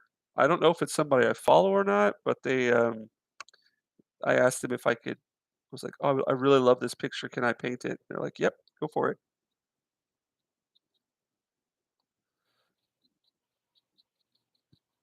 I meant to work on it during the Artist Comic Con, expo, but didn't get around to working on it then.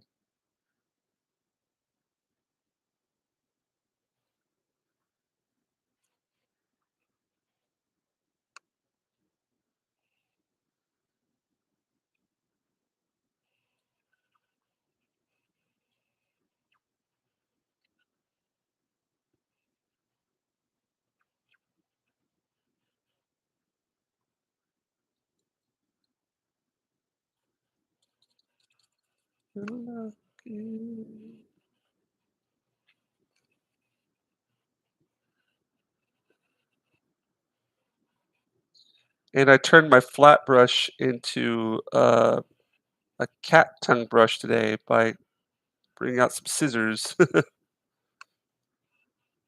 did that right before the stream started, which is why it took me a little I was a little late today.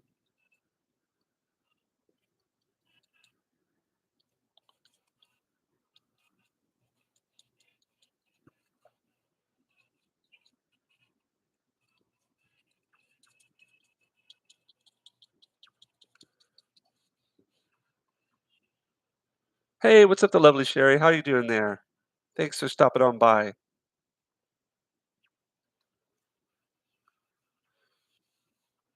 As you could see, I'm working on,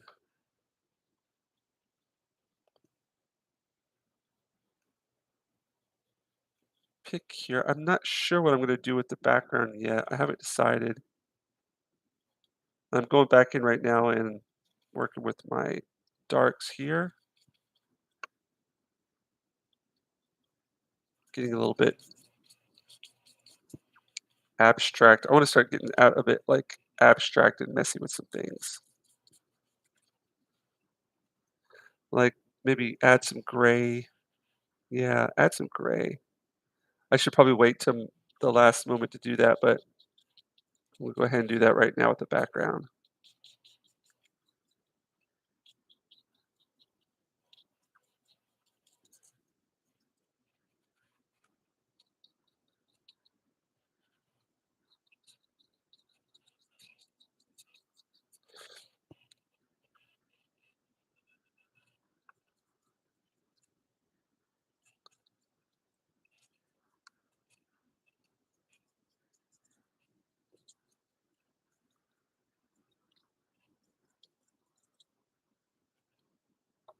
I need to get a lot of black paint on here now.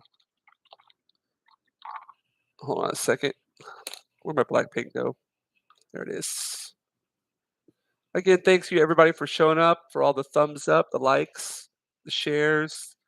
I'm sorry I haven't been able to go over to Twitter and see your guys' comments or posts, but I promise afterwards I'll have a look at them. Again, just working with this technique that I picked up from David Finch's stream when he featured the artist Ariel Olivetti, who is from Argentina, I believe. Um, Amazing artist. He's done stuff for Marvel and DC and other things as well. Um, I can't say that I personally remember looking at this stuff whenever I was younger. I probably did, um, but so I'm kind of working with this picture that I found on Twitter. I asked the person for permission to use it, and they graciously gave it to me. So now I am trying to work with it, and then um, make some, you know, not adjustments to it, but just kind of like play around with the colors, play around with what's going on here in the picture. I feel like I need to get a little bit more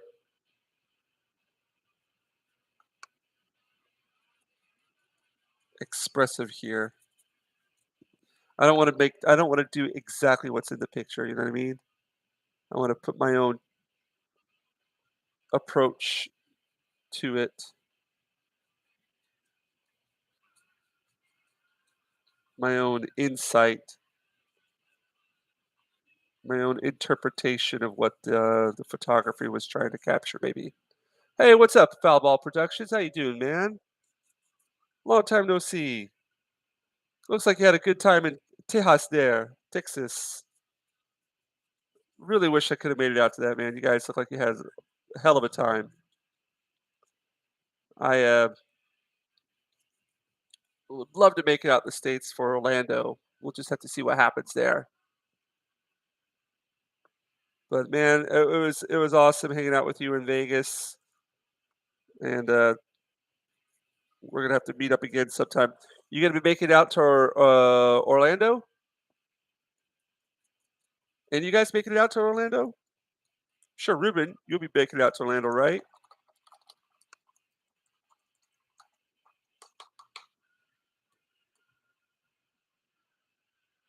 We go back into here.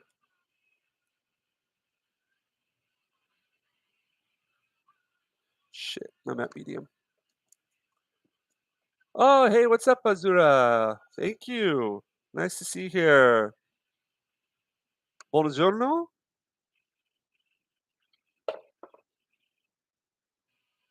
Good to see you. Yeah, I'm happy with how this one's coming right now. It's more of like a just messing around with this technique. I got this picture off of Twitter, and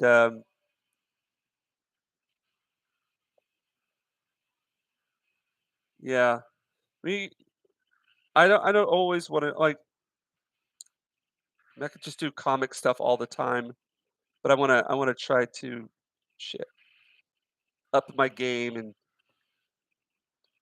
add stuff to my repertoire. So this technique, I'm really pursuing it and pushing it and doing my best to get better at it.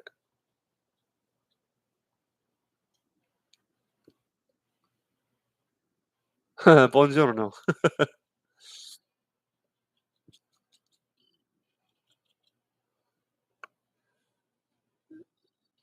I wish I still could speak Italian. I loved going to Italy. I want to go back someday.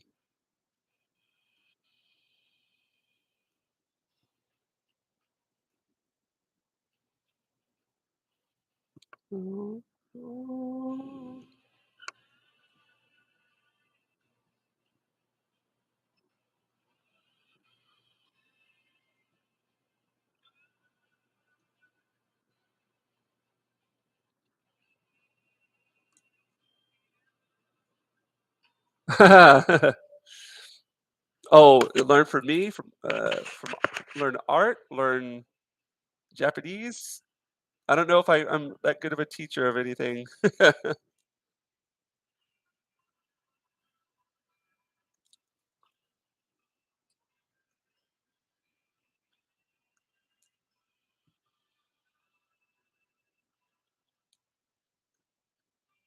Oh, well, thank you. I can't wait to go. I heard they got some pretty good pizza and pasta there. You know,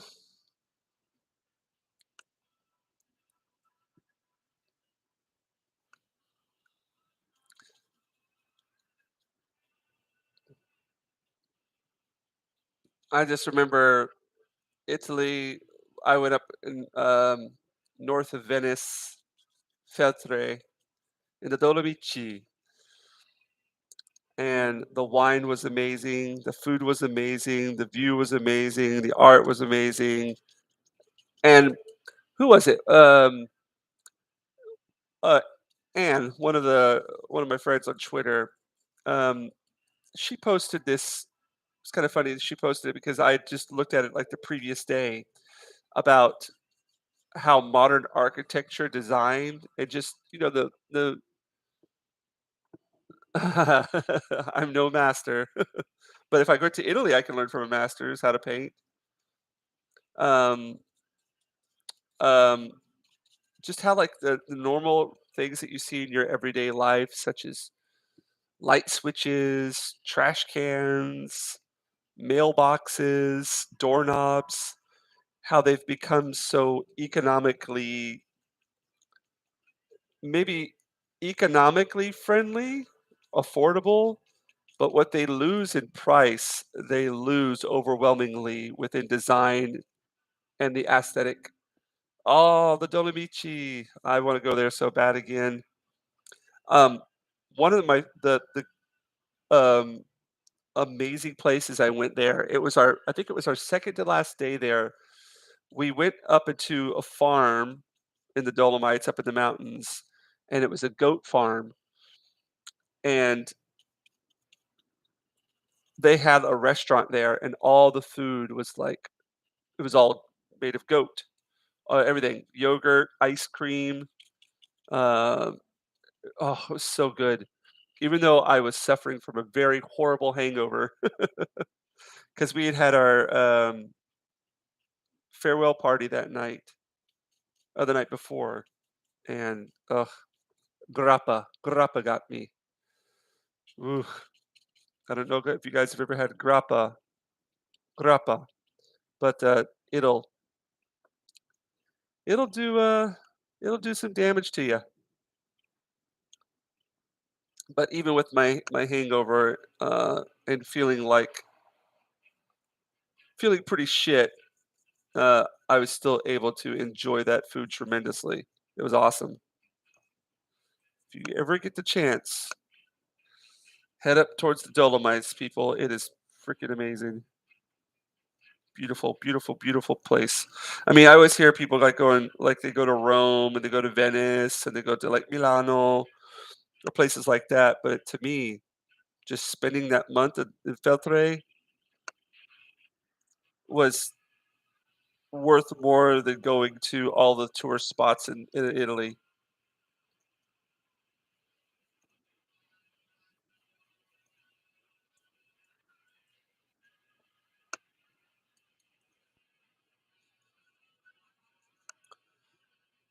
Yeah, oh, grappa, yeah, it's way too it's that stuff is like it's paint thinner, paint thinner.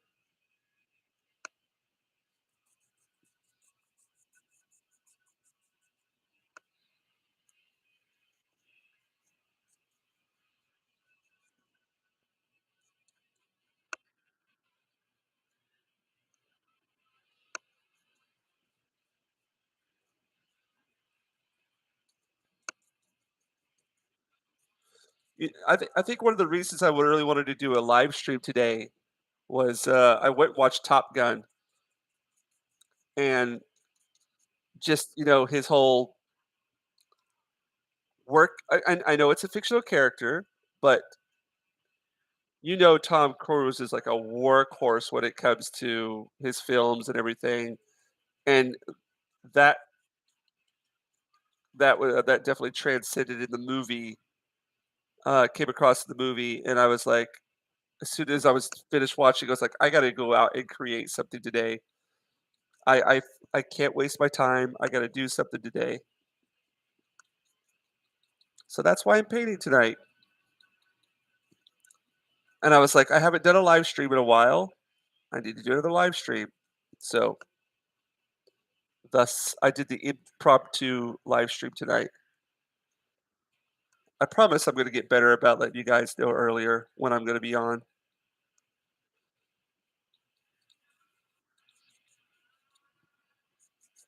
Alright. Let me try this off. Well, yeah, he's Caravaggio is one of my favorite artists, yes. I mean, when it comes to chiaroscuro, um hey, what's up? How's it going there, Christian Fan Good Geek? Um, Caravaggio, yeah, like, chiaroscuro, extreme lighting, um, just wonderful, wonderful, wonderful, wonderful artwork. Now, my favorite artist of all time is Van Gogh, of course. But when it comes to Italian artists, Caravaggio, Caravaggio, yeah, just that's one of my favorite, definitely without a doubt. Michelangelo, his color palette is amazing. I love how his oranges and his flesh colors just really, they're just amazing. Um, Man, trying to think about. I've just seen going to Venice, like Milano, Venice, Padova, Verona. Where else did I go when I was there? I went to Padova, Verona, well, Milano. Then I went to Verona. Then I went over to Padova, and then Feltre. And then on my way back, I went through Vicenza. Vicenza is like it's a whole city that was designed by Palladio, and it's so overwhelming. Like how it's just it's a beautiful city. Everything. It's just a huge work of art. Huge work of art. If you ever get the chance, go check out Vicenza. And when I was there, I went and saw La Rotonda. I think it's called Rotonda. My pronunciation is very bad. Um, Beautiful.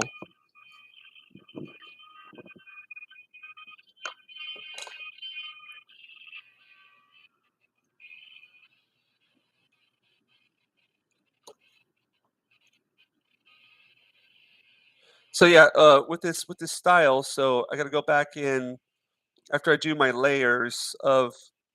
I have to go back in and uh, hit the shadows with a thin layer of black, and then after I'm done with that, I'm gonna go back in and I'm gonna hit all my highlights, and then I'm gonna call it a night. So this will probably take me another hour and a half, I imagine. I should be done by about 1 o'clock my time. Really? Yeah, Verona was, it's like a touristy place, very pretty. Uh, okay, so Padova is a funny story. I don't know if I've ever actually told this story online before, but in Padova, they have the the oh what, the cathedral for Sando. Huh? Which one? What is it? Um, the patron saint for children is uh the patron saint for children is um What's his name? Darn it, I'm forgetting it. There's a patron saint for children, and his relics in the cathedral is in Padova. Was it? What's his name? Oh my gosh, it's gonna drive me crazy. Um, San Antonio. Antonio. So was it La Basilica di San Antonio or something of the sort? So it's the cathedral that has Saint Antonio's relics in it, like his jawbone, his skull, his um, bones.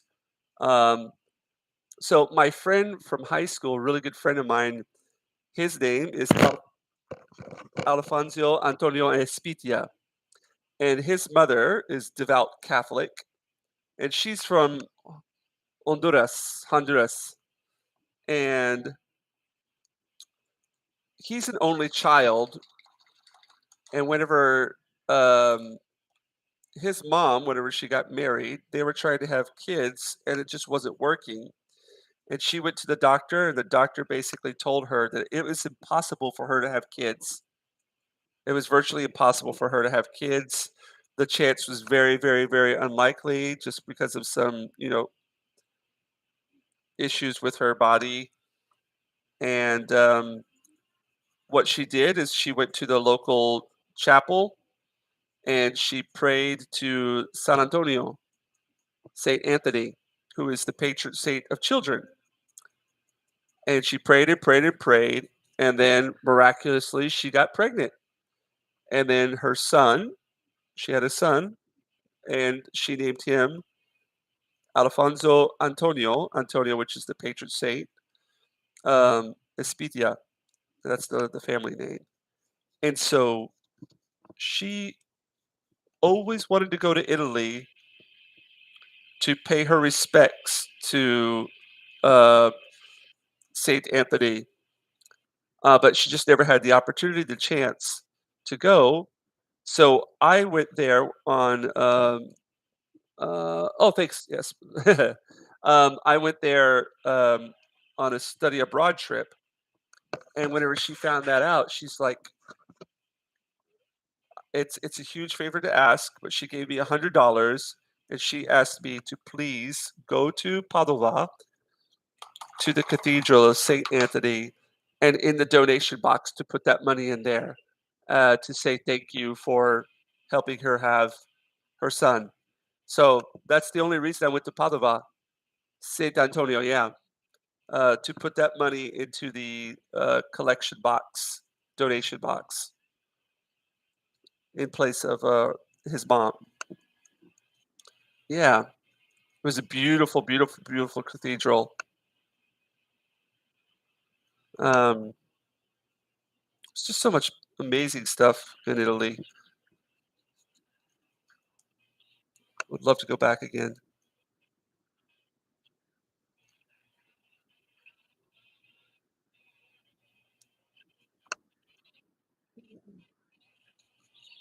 But again, everybody, thanks for showing up.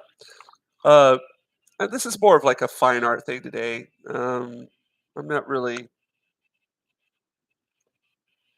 I'm just trying to perfect this work with this style. Um,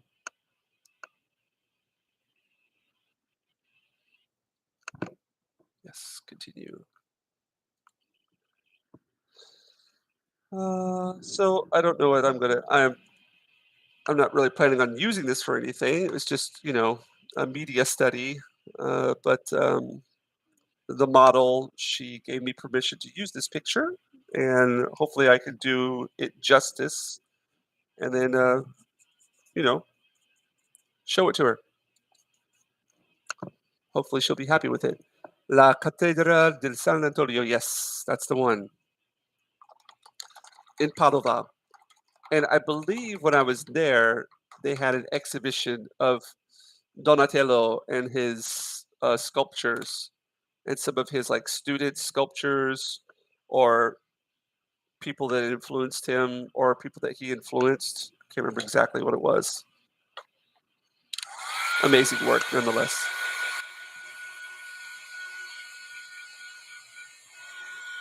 Yeah, smash that like button. Give it a share, a comment. If you haven't subscribed, please subscribe. If you want to, you don't have to.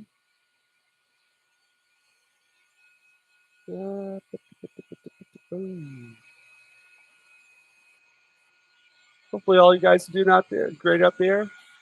Yeah, this is coming along nicely. I'm hopefully I'm not going to screw it up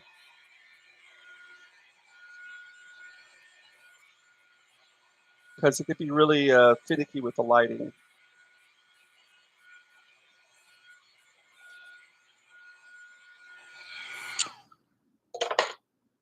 All right, so now I'm going to go in and do some highlights.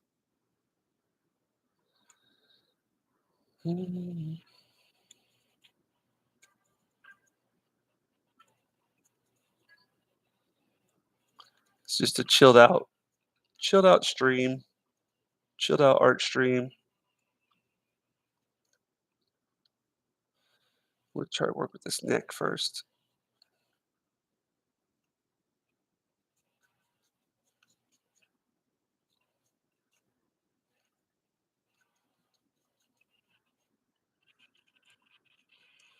She's got her clavicle here.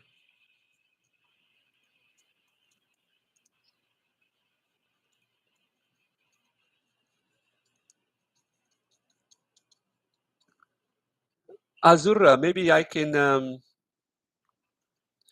do a painting of you someday,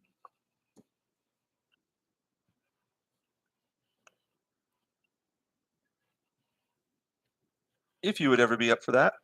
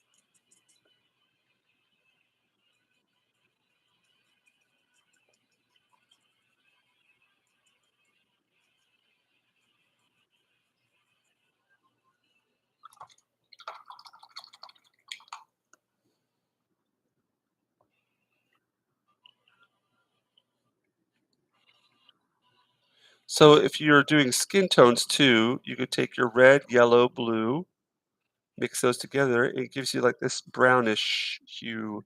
Shouldn't have added that white just there. In case you're wanting to know what I'm listening to, Deftones, White Pony, awesome album.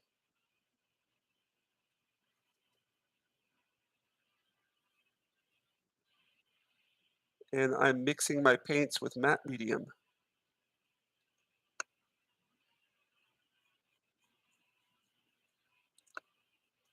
Feel like add a little bit of white there, just a tad.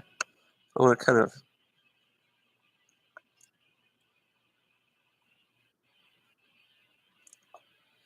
just kind of smudge this. When you're working with your paints, always feel free to use your fingers to smudge things. That's completely fine.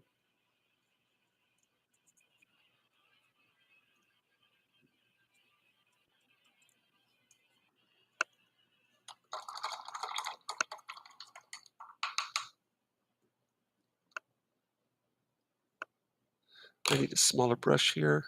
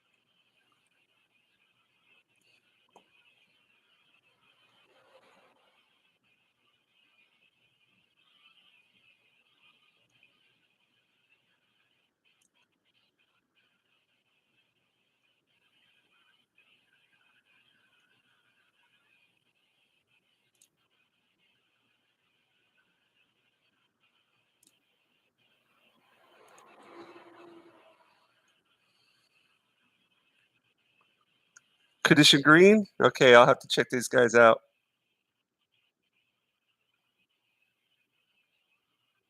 Low Spec is always awesome about, like, giving me some new music recommendations.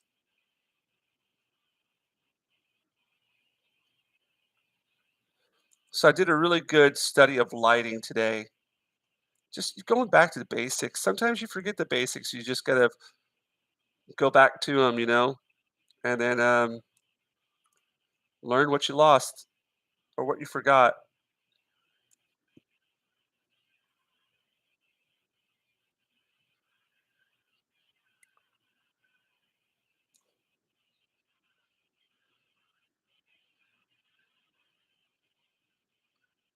Yeah, old school stuff. Man, like I said, they have so much heart in their music, so much heart, so much energy and love for the genre. It was so refreshing to see that live in person.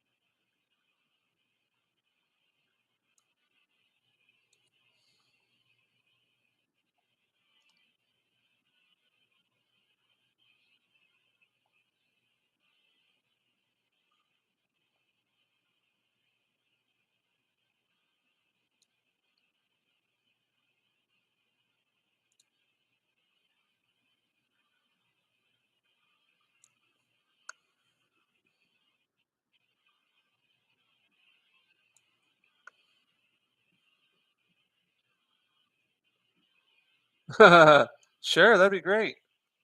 I'm always, yeah. I mean, if there's like a picture or anything you ever want me to do, I'd be up for that. I'm always looking for like, um,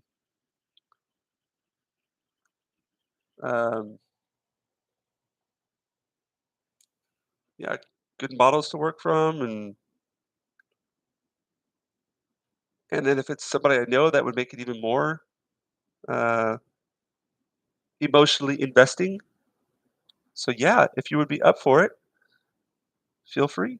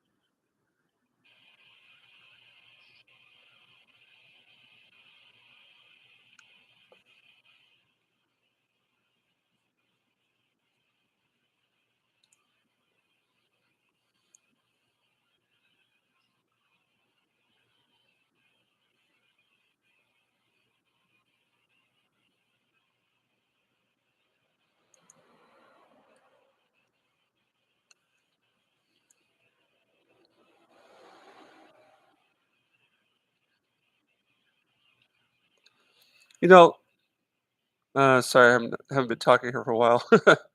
I just like get really absorbed to the picture and forget what I'm doing. Um, benefits of doing a picture like this. Okay, like how does that um,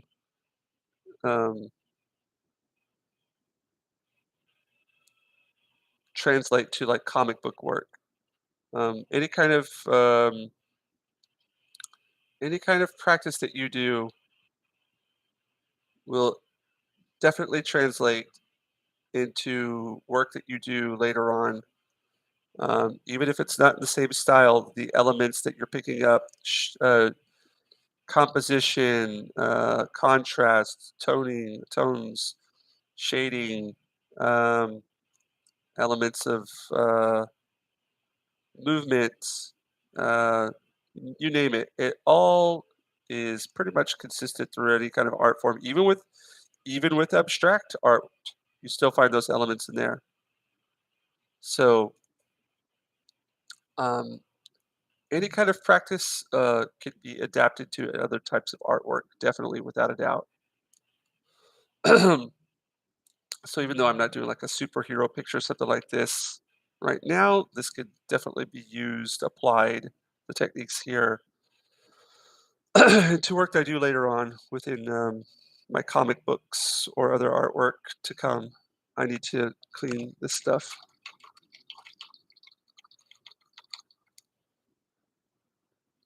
Hold on a second. Let me clean this off for a second. But again, thank you all for coming. If you have any questions or any kind of comments, feel free to throw them in the chat. Uh, I'll be doing this for about another hour or so. But yeah, Azura, if you ever want, if you throw a picture my way, or I would definitely love to do that on a live stream,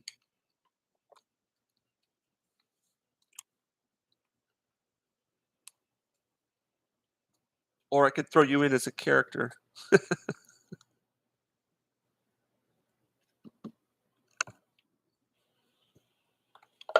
Now, what else?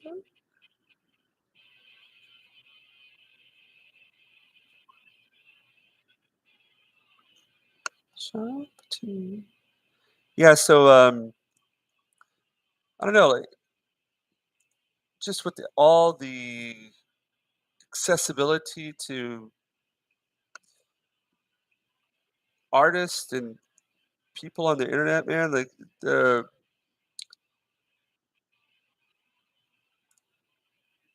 it's pretty.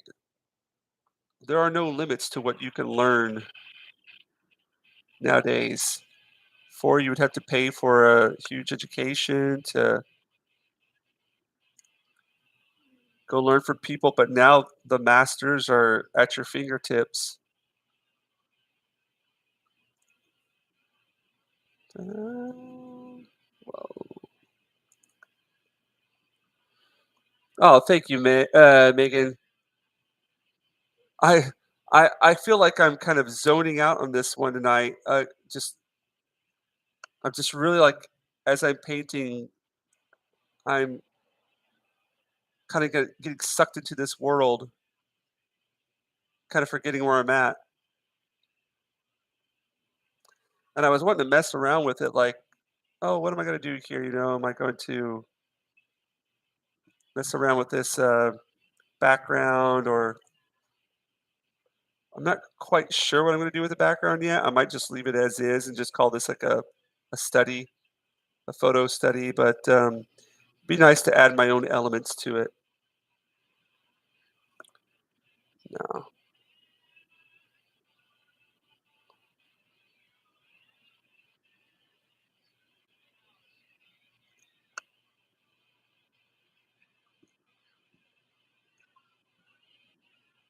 For this one, I'm like, it's kind of crazy. Sometimes you'll do a painting, you're like, oh my God, am I doing this? Am I really doing this? Feels like somebody else's painting. That's kind of how I feel tonight. Like,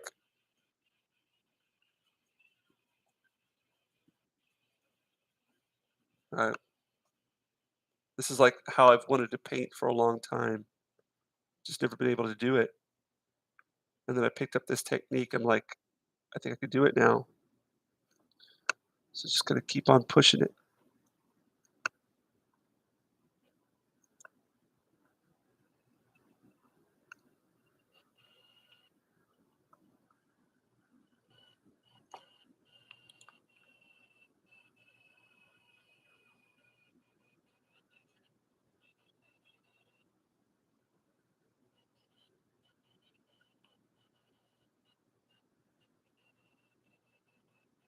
It's just a very limited color palette, you know what I mean? You don't need to have like 50,000 animals. Yeah, yeah. I mean, in this style, no, but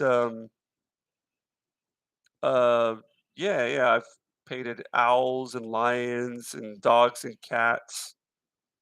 Um, not to the extent of which I should, but now if you want to see somebody who can really paint animals well, check out Roger White Ryder's.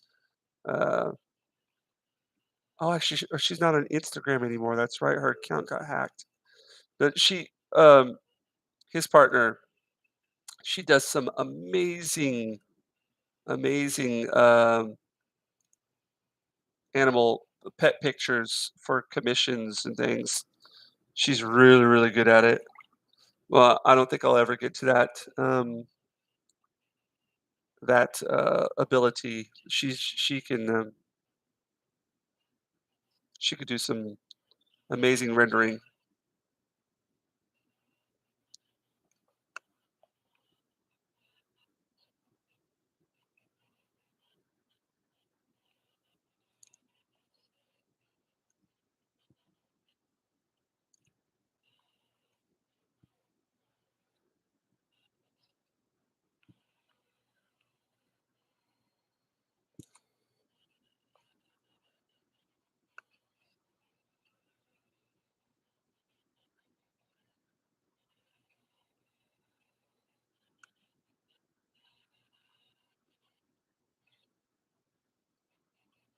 But something I need to get around to doing more of, you know.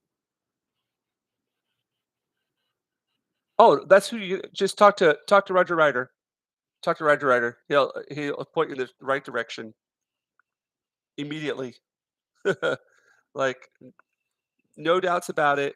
Um, that's who you need to talk to, Roger Ryder. He'll point you in the right direction. Definitely.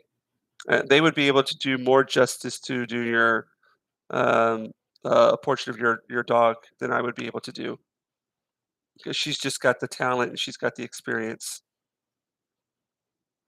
Just check out, have him, yeah, just DM him. He will definitely hook you up.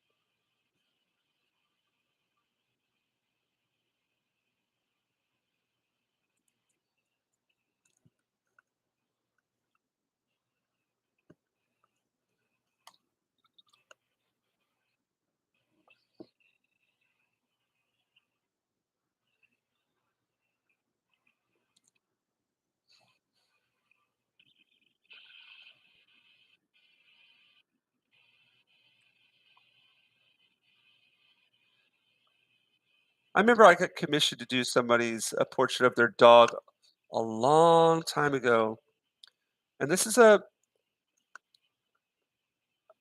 now nobody in my family really paints or draws, but my dad, who unfortunately passed away. Oh, how many years has it been? Uh, was it 12 years? So 12 years, 13 years? Um, he liked to draw and paint, but I never saw any of his work. None of it. He never showed it. Um, a little bit of a kind of personal topic, but we didn't get along very well. Um, butted heads a lot.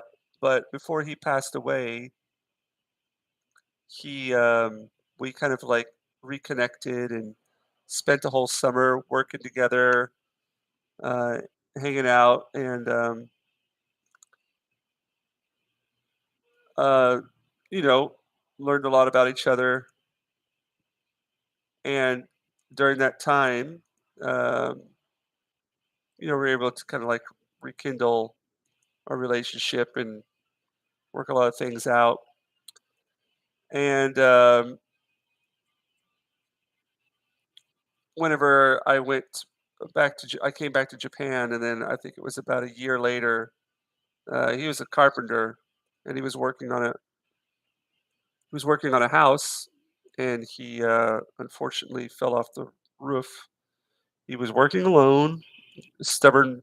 He was always stubborn like that. Like told him to work with other people, but I know how it is. That's how I am as well. Working by himself, he had an accident, and work accident, and he died. But uh, went to his house to go, take care of his personal belongings and everything. And on the wall, he had some of my artwork that I had given him. It was up on his wall. Some prints that I did. I didn't even know that he had them. Um, he had those up there on his wall, along with some other of my work there. And then he also had some Lord of the Rings books, so I brought those back with me. And he had that and The Hobbit, Lord of the Rings trilogy, and The Hobbit. And so I always knew he had an appreciation for artwork. And to bring this back to the animal thing, I was doing that portrait of someone's dog, and my dad looked at it. He's just like, "No, that's not it. You're not ready to turn that. You're not ready to give that to him yet. This is what you need to do." And he kind of gave me a little bit of a some tips. I was like, "Oh wow, look at that." We had never ever in my whole life talked about art together until that moment. And I was how old was I at the time? I was maybe like 24, 24 years old. I don't know. Maybe I don't know why we never talked about it, like artwork. I don't know why that topic had never come up, but yeah, he helped me out with some pointers on my. And apparently, he liked to draw animals, like deer and stuff, because he went out and hunted and things like that. And so, yeah, that's that.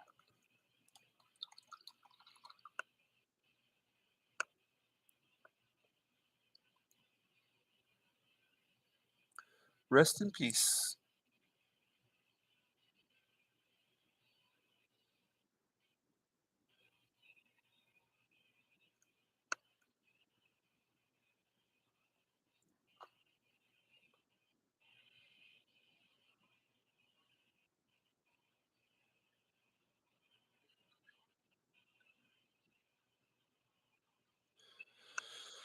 Whew.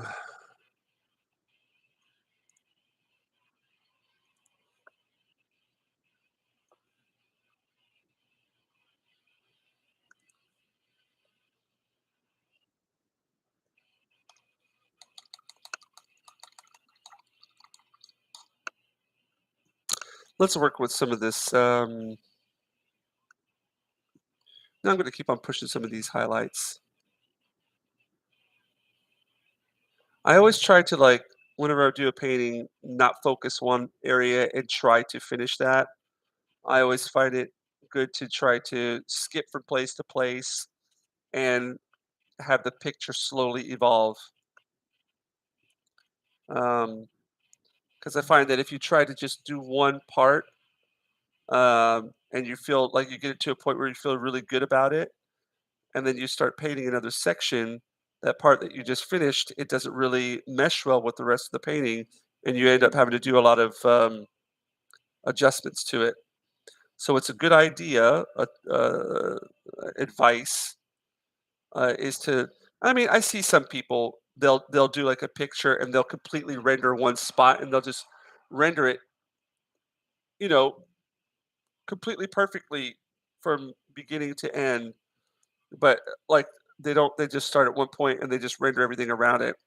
And that's great and all, but if you are a beginner or well, just in general, I don't suggest doing that. It might look cool for like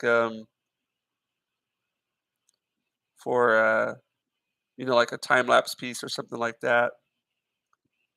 But um yeah, sometimes that doesn't work out well if you're just trying to render one place, one only. It'll end up just not meshing well with other parts of the picture.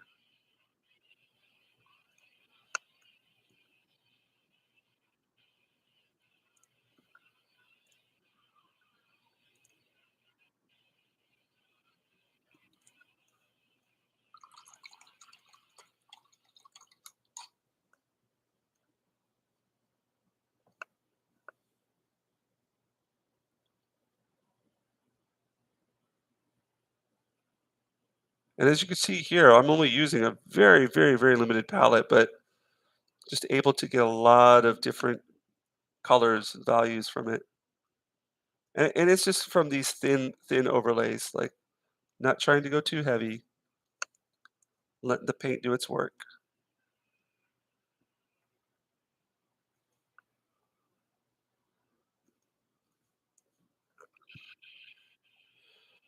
Again, thank you all for all of you who are out there watching right now. Took your valuable, precious time to come watch me basically just do a media study tonight.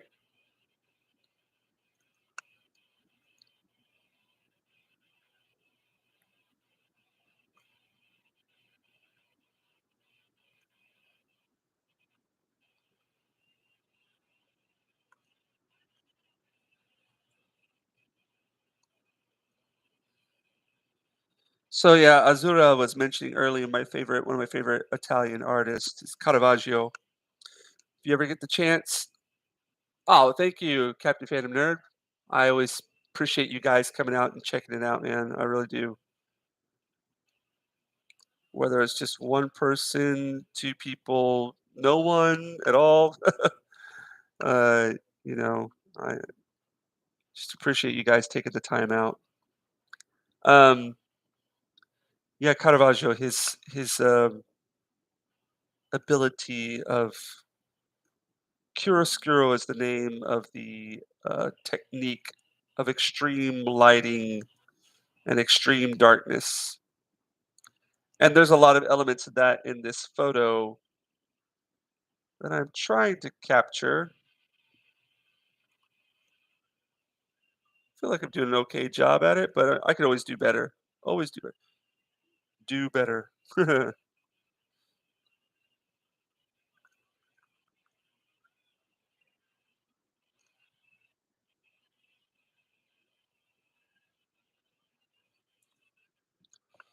So I've been telling myself I need to start working at different parts of the picture, but I keep on touching up the skin tones here. Working at the skin.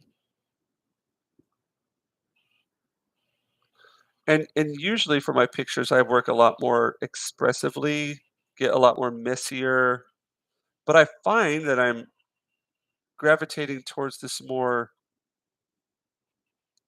I don't know. I enjoy doing work like this as well. I don't know. I just do it. Just I always enjoy trying different techniques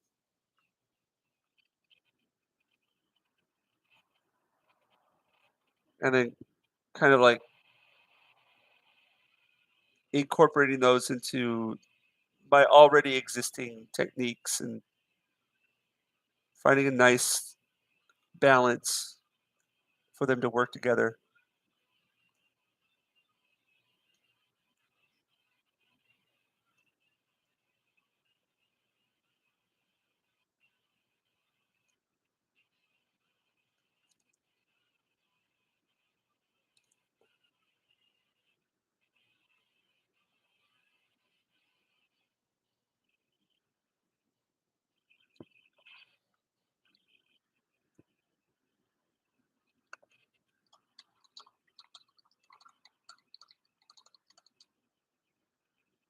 All right, I'm going to take a break from the skin here. Going to let that dry, and I'm going to move into this fabric and mess around with this fabric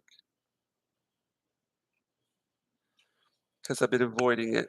Not because I didn't want to do it, but I just really want to work at those skin tones there for a while. There's a part, there's some glaring parts that I know that I want to work at, but I'm going to wait till later. Just going to mess around here with this fabric.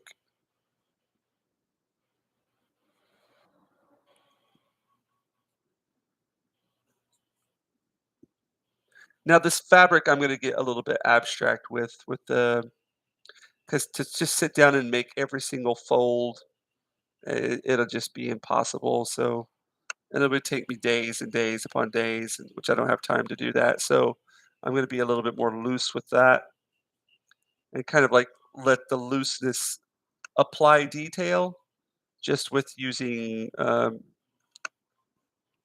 lights and darks against each other.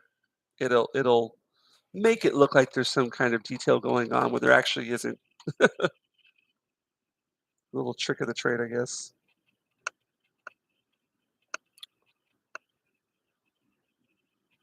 Another thing that I'm really trying to emphasize today is I just watched a tutorial on lighting, reflective lighting, mid lighting, points of light, light sources, and how they affect the shapes. So I'm trying to apply that within the painting today.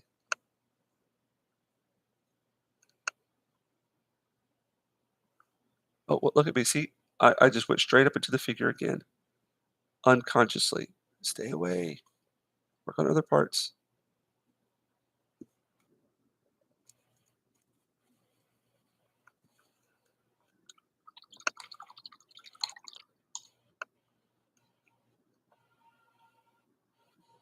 Let's go and do some bright yellows.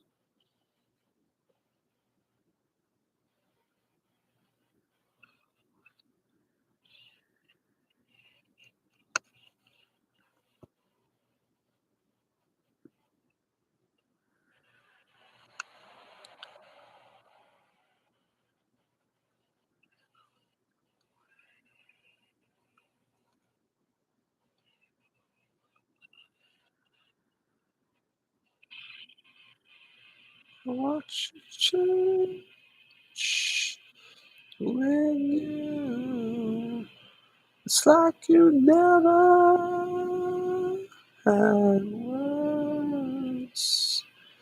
When you feel so alive, I watched it change.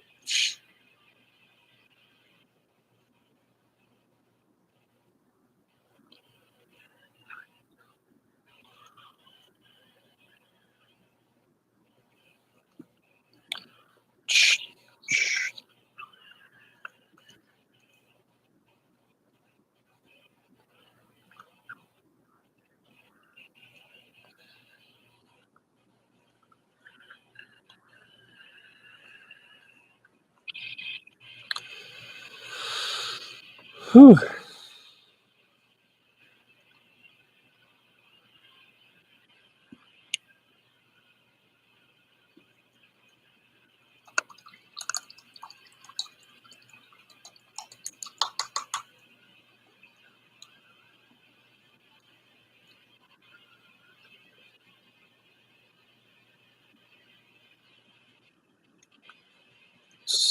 Never.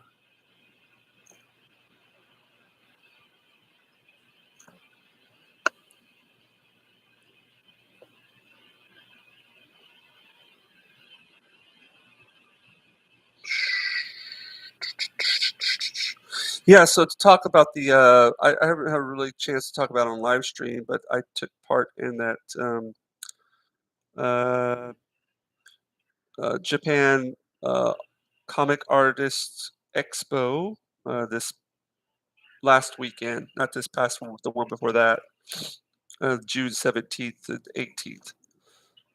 17th? No, it was 18th and 19th. Just an amazing experience, really fun. And something I learned then was that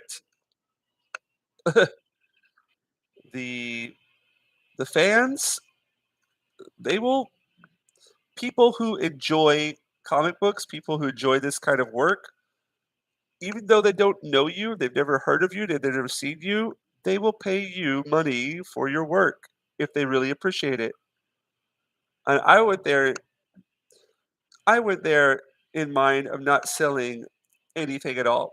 I was basically setting myself up for the worst, hoping for the best.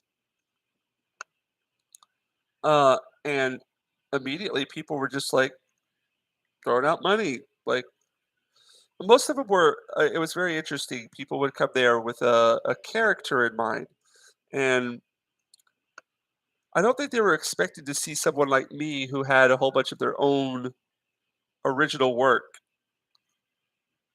So they were a bit hesitant to ask me to do comic book characters or a certain kind of genre. Um, but I didn't turn away any customer and anybody if they wanted something. I did my best to try to please them, and I thought I had a really good result and good feedback. And yeah, I'm looking forward to doing it again someday. It's just a really fun experience. So apparently they do it twice a year, the Japan Comic Artist Expo. They do that twice a year, once in June and also in November. I keep on going back to the face and the skin tones here. I can't stop. Need to keep going with this fabric.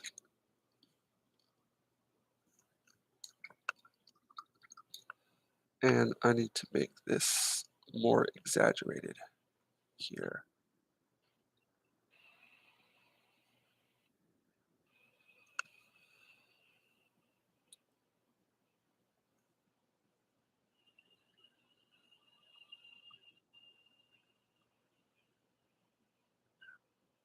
There we go. That's better.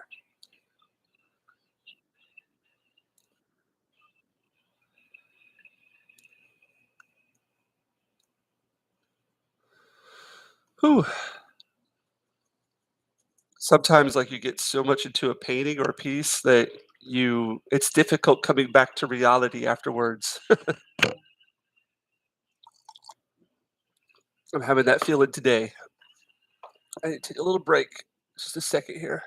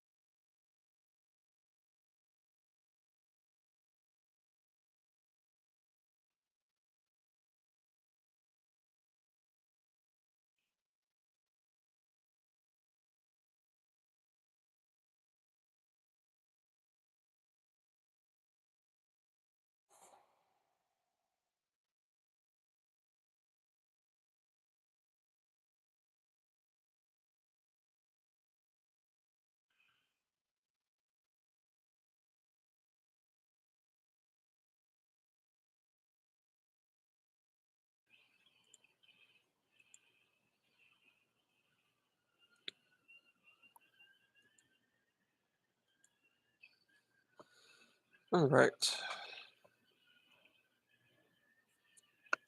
Okay.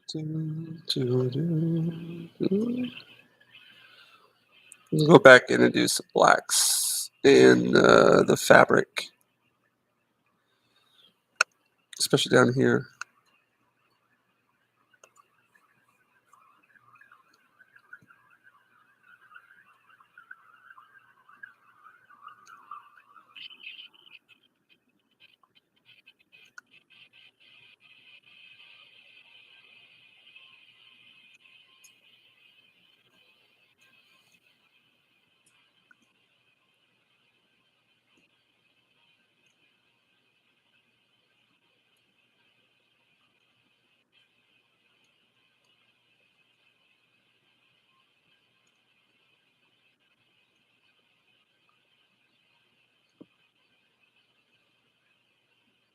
Hail the Lord. Hey, there we go. How's it doing? How you going there?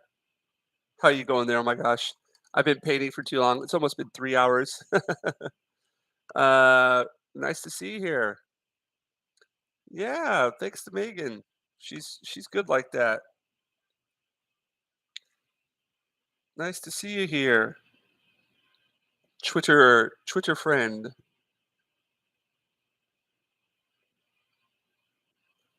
I'm just practicing tonight with this acrylic technique that I picked up recently, about a month ago. And I've just got this model who put a picture up on Twitter, and I really wanted to illustrate it and asked for her permission to use her picture for to paint. And yeah, it's coming along well. I think, just speaking for myself.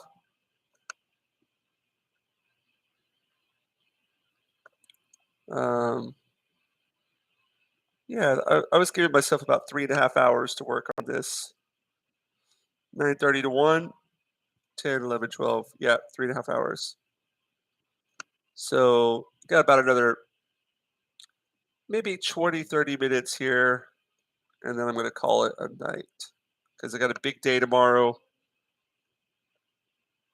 And I say that now, but I guarantee you I'll be on here for another 2 or 3 hours, just doing little parts. I don't want to half-ass it.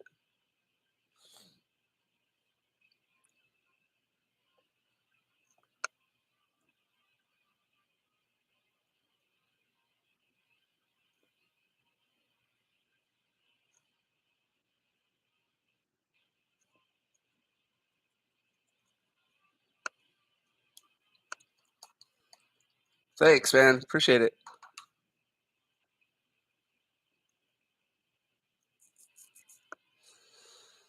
Whew. Let's see.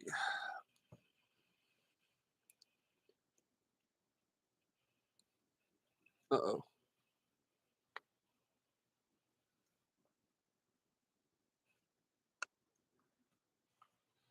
Is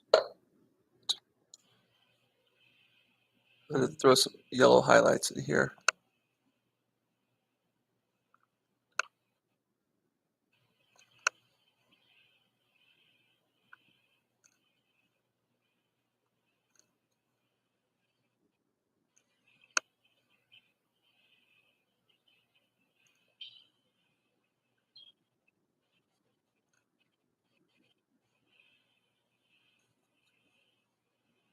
Keep on going back up into her skin tones up here when I should be concentrating down here in her fabric. She would stop doing that.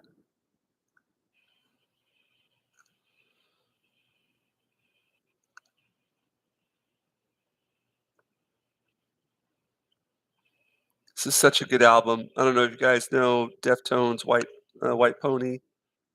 So good. So I'm just trying to get this reflective look because she's wearing this fabric with these really like with golden reflective look to it.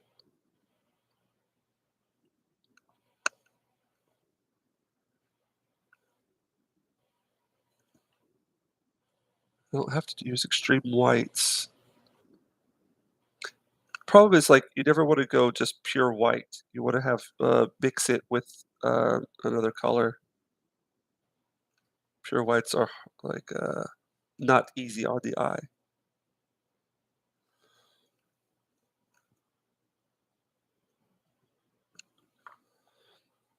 Oh, yeah. Um, what is this?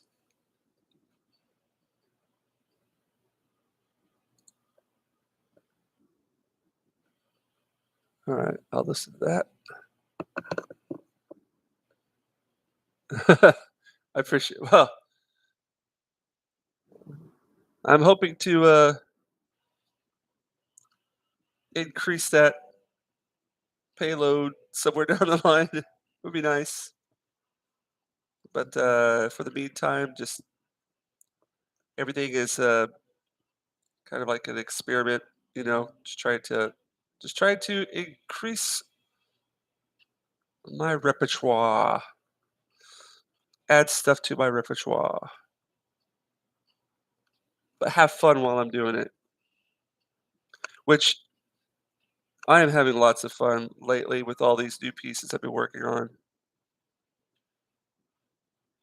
But what I would like to do is like do a lot of pieces like this where it's just studies and then use those in figures that I create for my mind.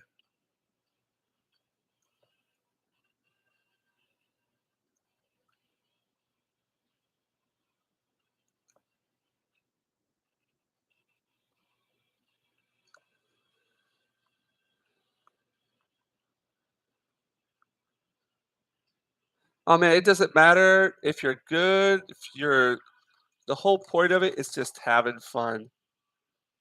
Now I'm gonna give you a little bit of an anecdote here. I submit artwork to competitions and sometimes they have good results, sometimes they don't.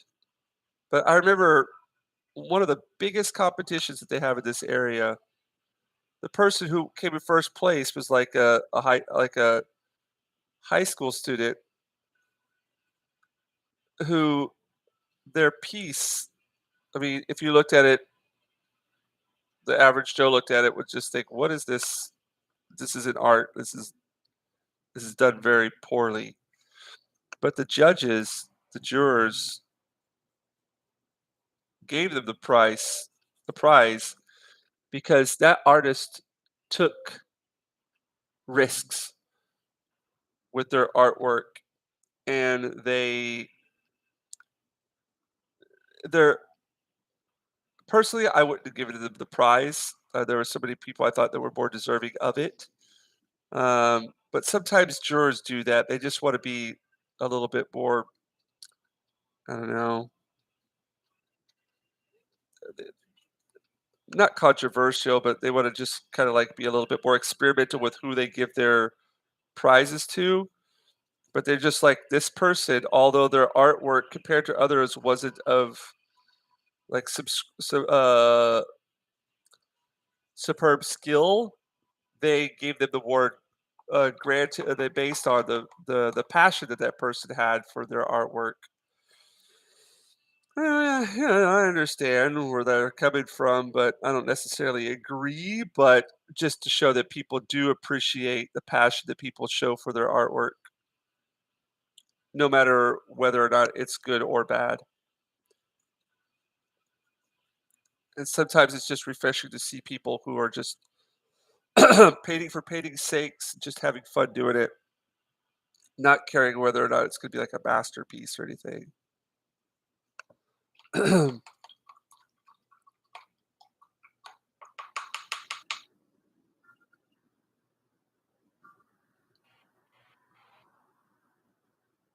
Yes,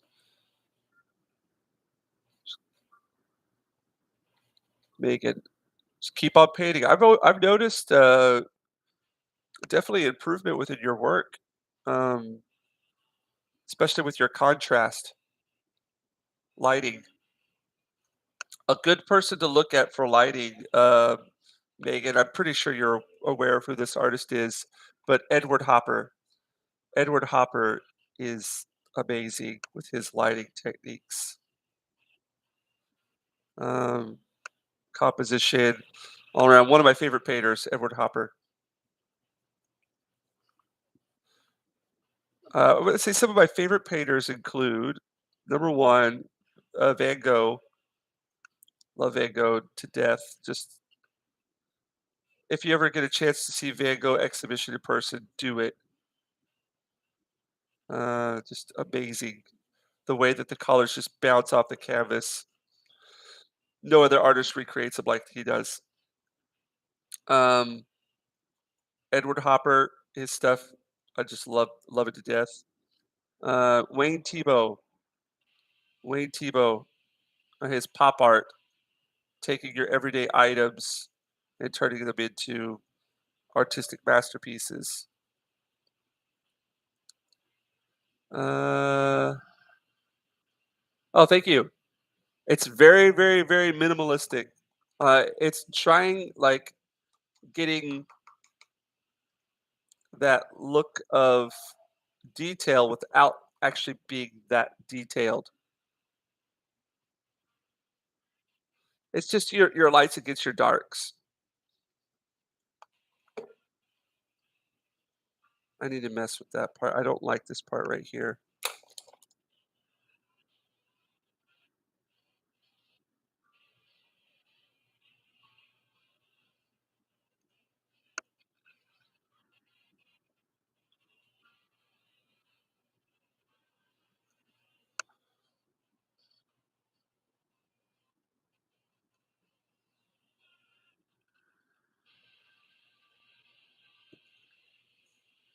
No, that's not it. That's gonna bug me.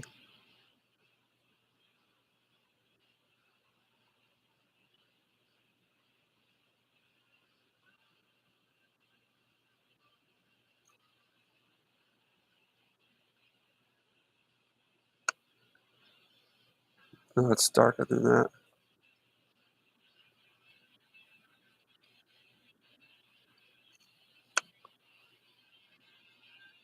Capturing the planes in the face can be a bit tricky sometimes.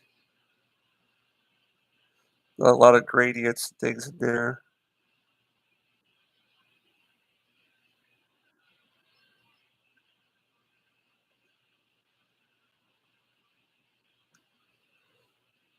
Oh,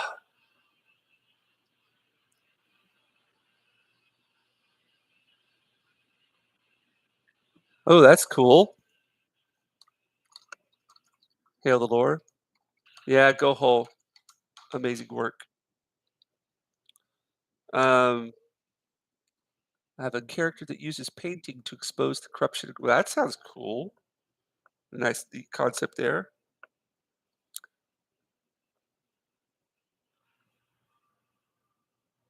I love this song. And Deftones is such a good group. Not anymore.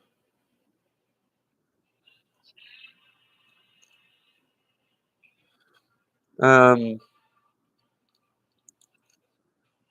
some of the impressionist artists, their ability to show fabric through very, very, very minimalistic brushstrokes, just the use of complementary colors, uh, just superb. Like uh, yeah, the masters. If you ever get a chance to check out like impressionist painters and their approach to fabric, it looks so simple, but when you step away from it, it looks so detailed. And that's something I always try to go with my approach to fabric, things like that.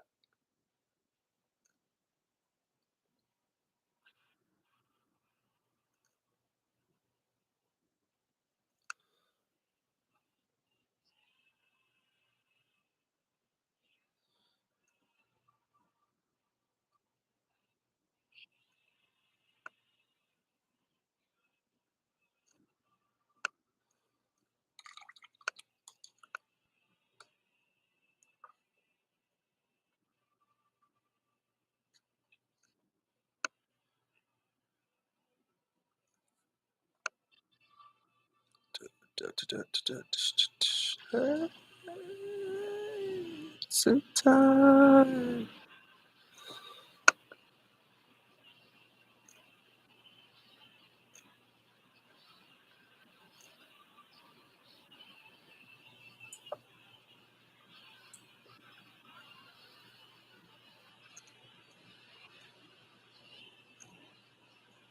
I'm gonna try to go in here and get some. I'm not gonna work too much longer on this. Maybe another. How long have I been working? Oh, 3 hours already. But this is like a. I don't know. There's a lot of work that went. I took a long time with the. I need to get with the initial drawing. Let's go.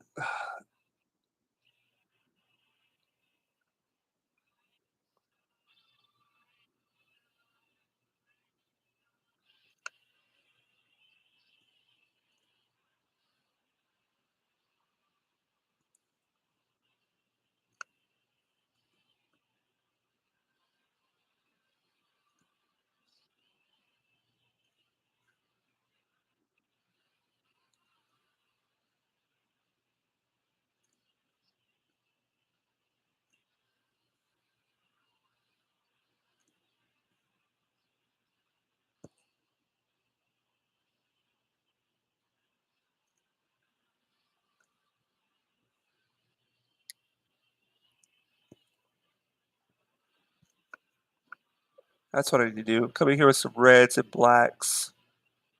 Mix those together. Go into the fabric with this a little bit more. Yeah, that's the thing. I bounce all over the picture. I don't stay in one place for too long. I try not to.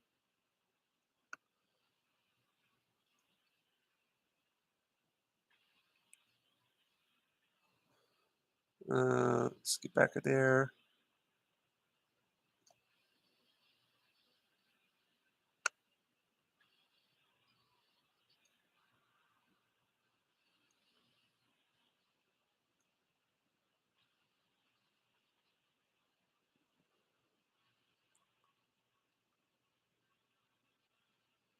Oh, this painting? It's not really a concept. I'm working from a picture.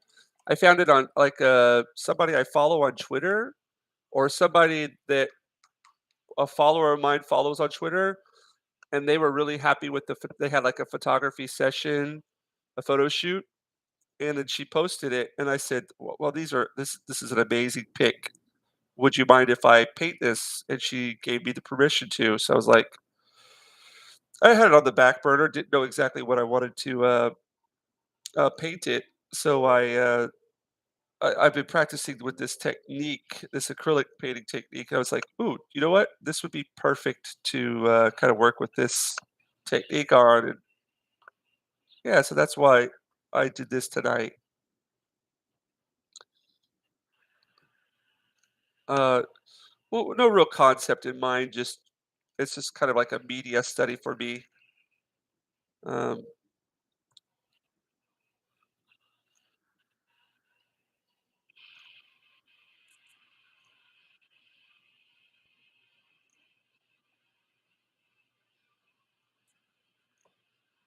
yeah, but just having fun with this new style.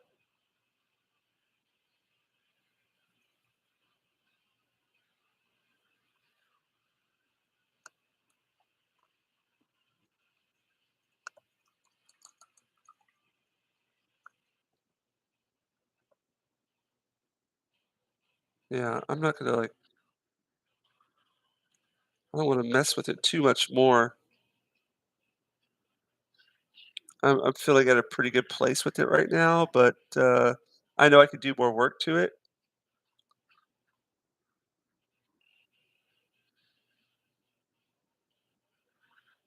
But we're reaching the 1 o'clock point. Maybe when it hits one, I'll just hang it up, call it a night.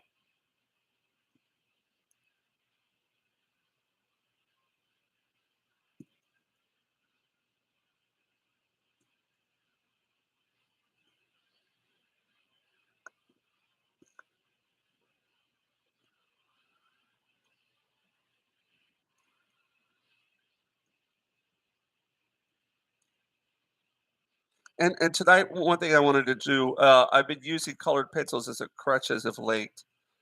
Like, oh, if I make a mistake, I'll just use some colored pencils and mess with it. And so tonight, I made an attempt to not um, use colored pencils.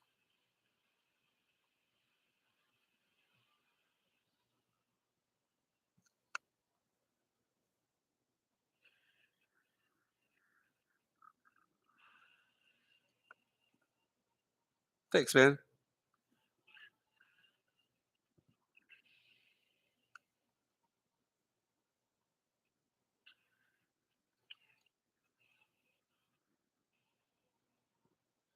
Yeah, I'm gonna speed things up here, just kind of like,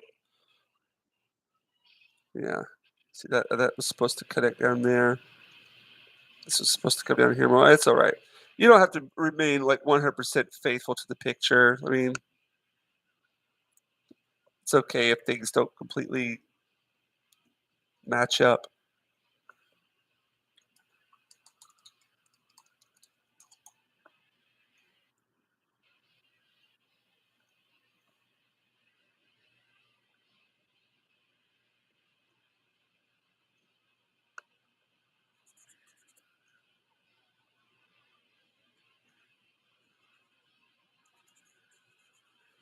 I just like going in here and hitting some highlights, taking the paint and kind of like spreading around with the finger.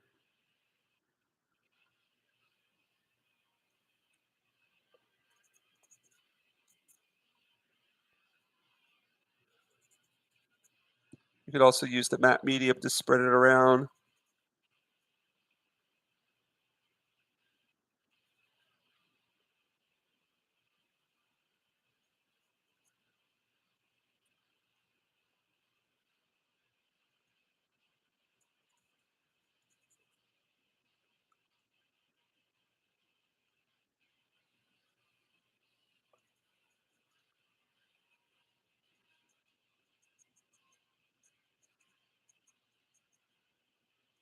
I could do something in the background here. I probably should, but well, I'll work with some of this the hair in here. Like a really go with a gray, blue, and white. Sorry, gray, uh, black, white, blue, and then just come in here.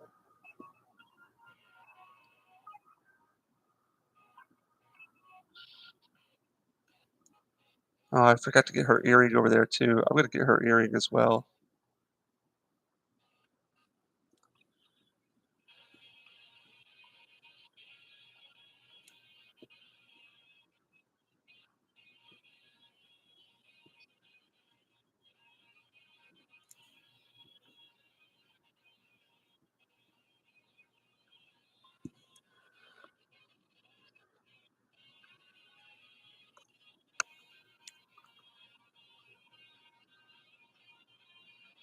So I'm just hitting some highlights in the hair right here.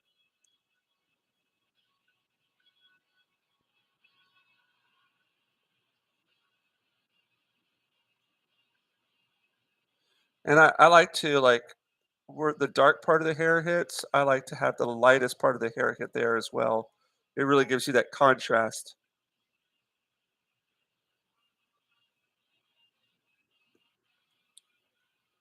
Again, hair like the cloth, very minimal, but just that minimal, very, there you go. Very minimal strokes, but it implies a lot.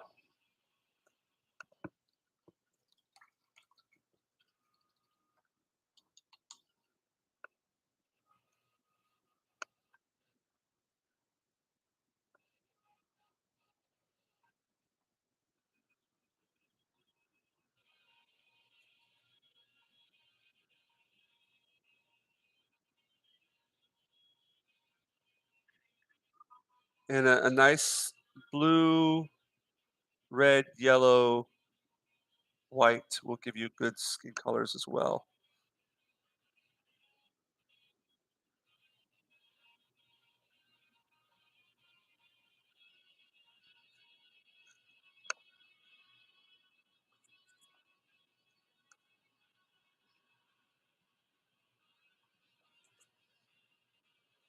Just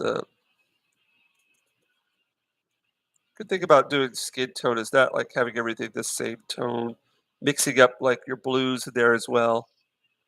Oh, thanks, Captain Phantom Dude. Thank you. Oh, I need to get her the lips.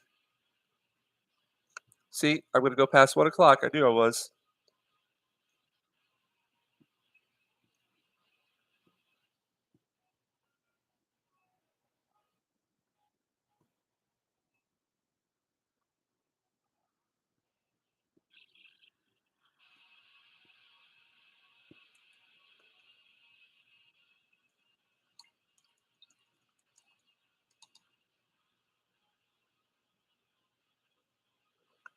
Hey, Tom, if you have the ability or the desire to do so, you could throw a link to the mail list.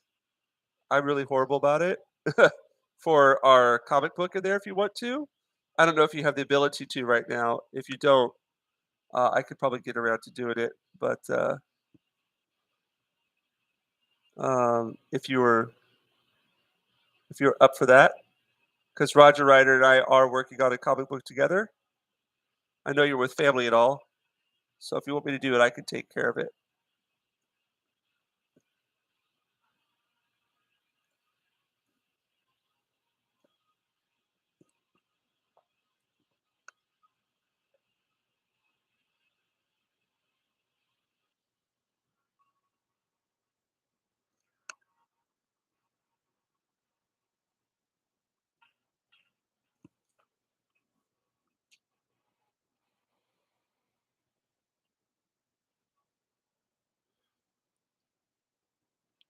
So I'm probably going to work here for another, I always say 10 minutes or so, but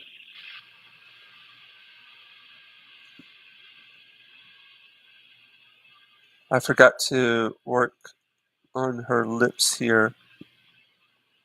So I'd like to do those real quick.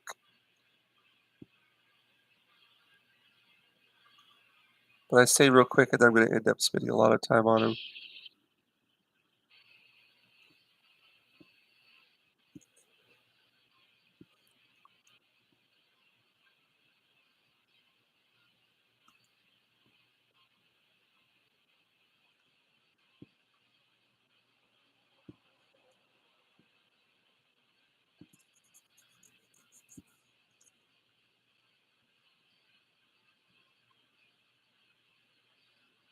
Oh, thanks, man. Appreciate it.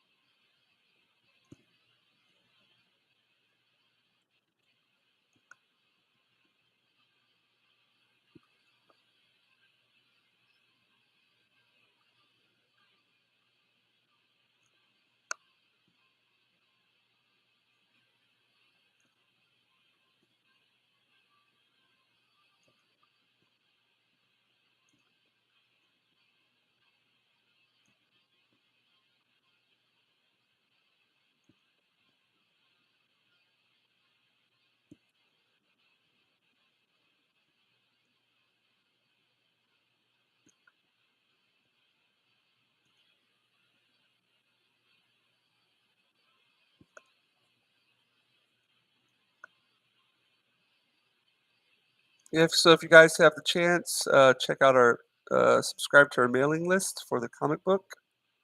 Um, it's a two-man project. Tom is the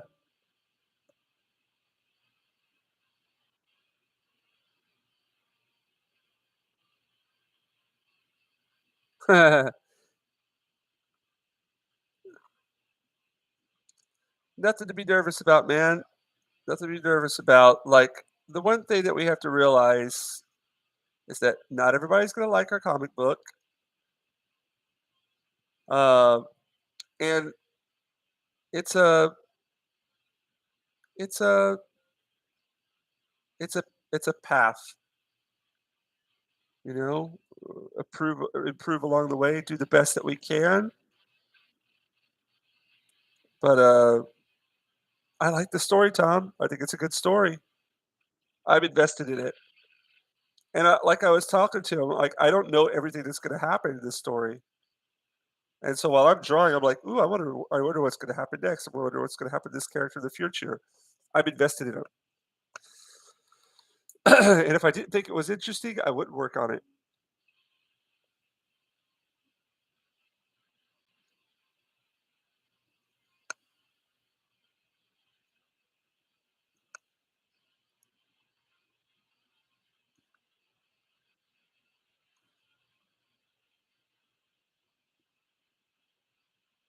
Alright, I need to stop painting.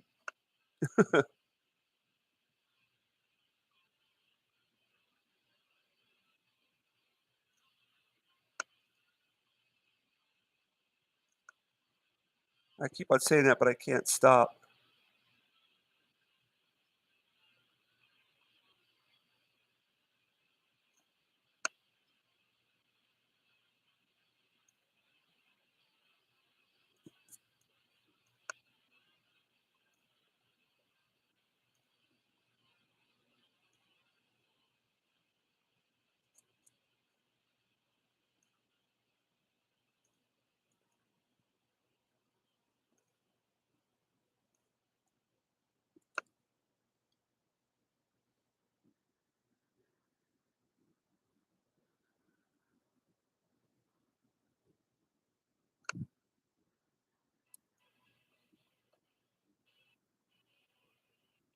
Representation, rip, rip, rip, rip, rip. You're speaking like a DJ there, or like a turntable guy. Rip, rip, rip, rip, rip, representing, representation, rip, rip, rip, rip, rip, rip, representation.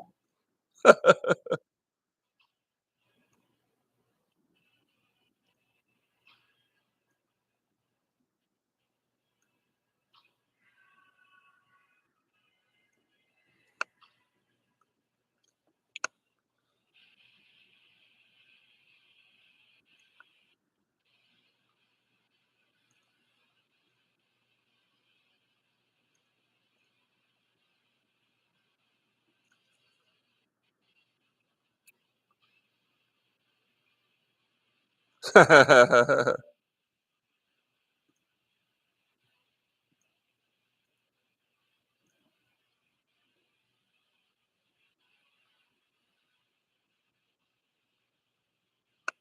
gonna do a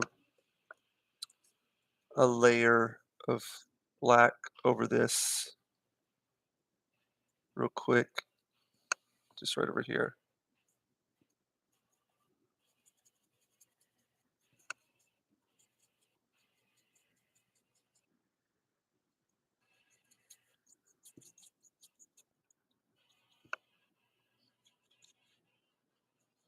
I kind of work until like all my paint runs out, and I'm like, okay, it's time for me to stop.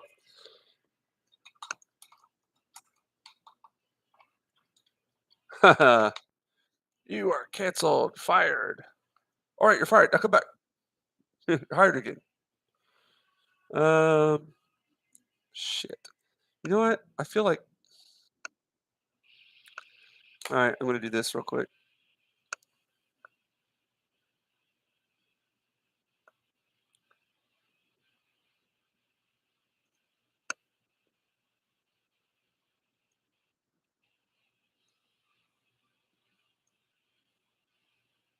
So I'm gonna do a couple highlights with no medium. So it's basically just laying right on top of the work, and it's got more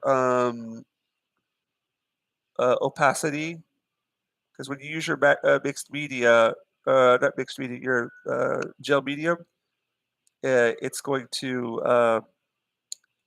um, kind of be a bit transparent. But if I work like straight out of the tube, don't mix with anything, Then I'm gonna get some, uh, more opaque colors. So I'm just gonna do that here at the end for my highlights, and I'm not gonna worry about mixing that with, any medium. Sorry, it's late. Time is, oh, it's 1:12. Shit.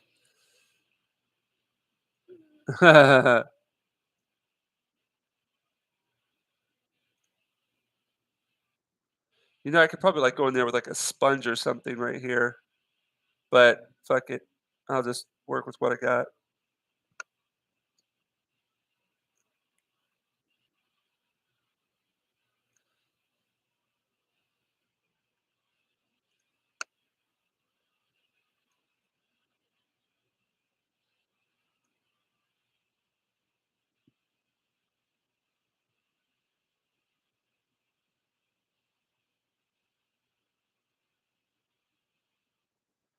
Oh, her earrings. I almost forgot.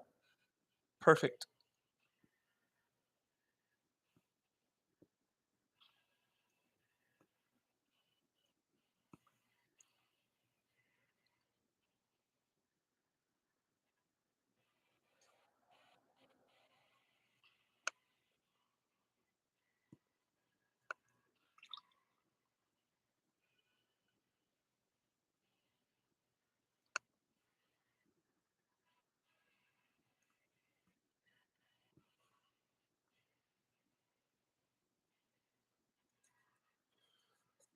So if you wanna, like, kill some of these really dark shadows, you just put paint on top of it, and then you rub it in with your finger, and it'll push back these shadows. Oh, yeah, it's Monday, isn't it? Jeez. Oh, man, I so wish I'm still teaching English classes, but I'm ready to dedicate my life completely to this. Like, I know I need to be. I know I could succeed at it. Just gotta take that plunge. Give me a year.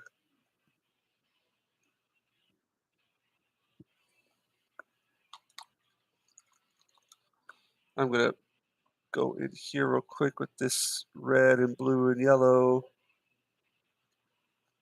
and then go right in here.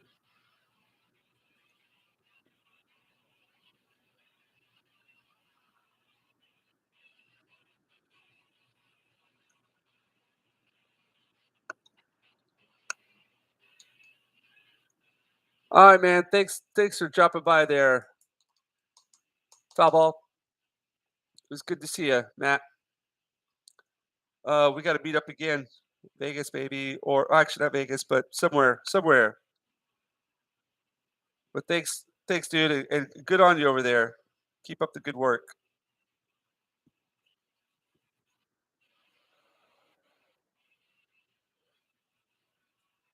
So technically, you got grease in your fingers, so you shouldn't be doing this, but people do it anyways.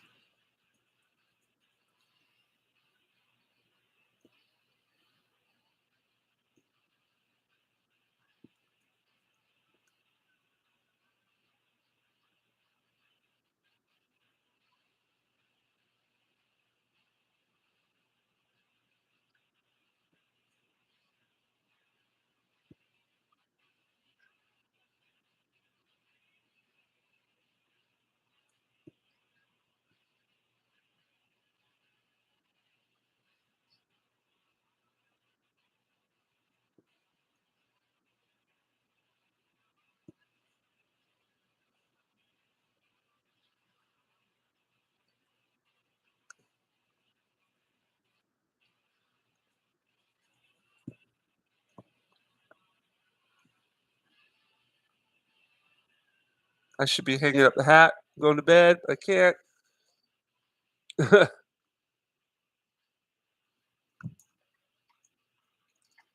See you, Matt. Take it easy, man.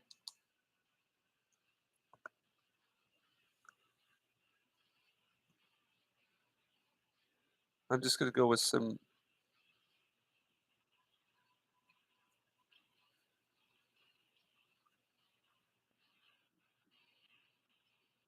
Red layering here.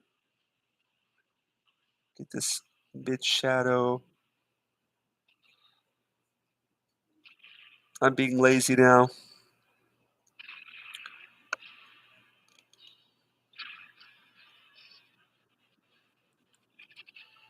Oh well.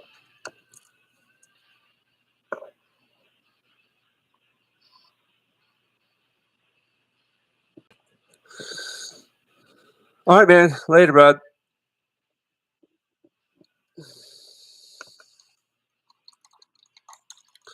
All right. I think I'm gonna call it. You know what? I'm gonna put on. We do something a little crazy.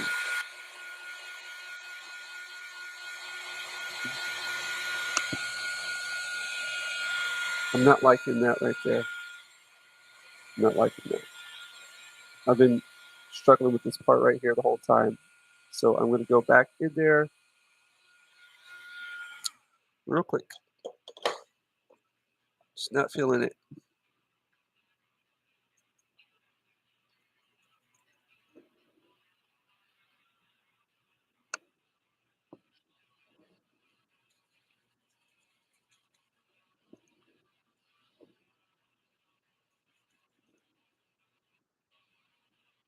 There we go. That's better.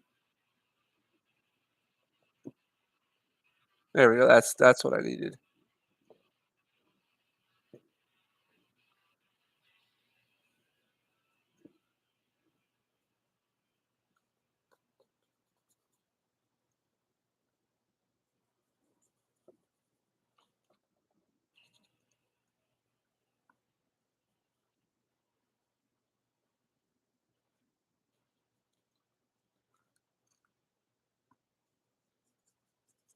All right. I'm gonna do that.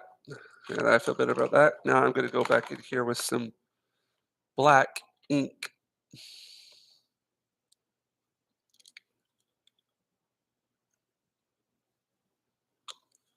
Just go in there.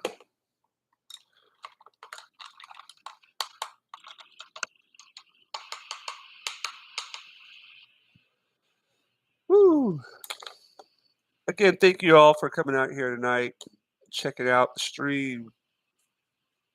I always appreciate all of your support, comments, subscriptions, likes, dislikes, threats of violence. I've never received any of those. Well, actually, have I? No. Well, no, I haven't. On Twitter, I've been told a couple of things, but never any threats of violence. I haven't got that big yet.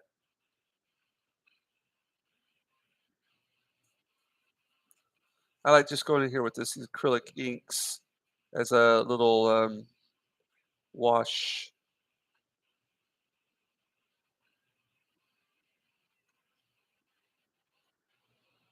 There we go.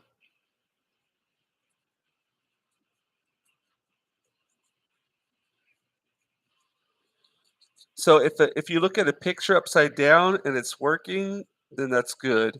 So I'm painting upside down right now and it feels like it's working. So that's a good sign. So I'll just go in here. The good thing about these acrylic inks, it's different than the paint, is I could go in there and do some easy washes that will stick,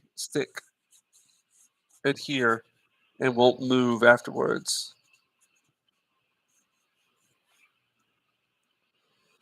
All right, I'm gonna hit this one place over here. I told myself I was gonna be finished like 30 minutes ago. Whoops. Thank you.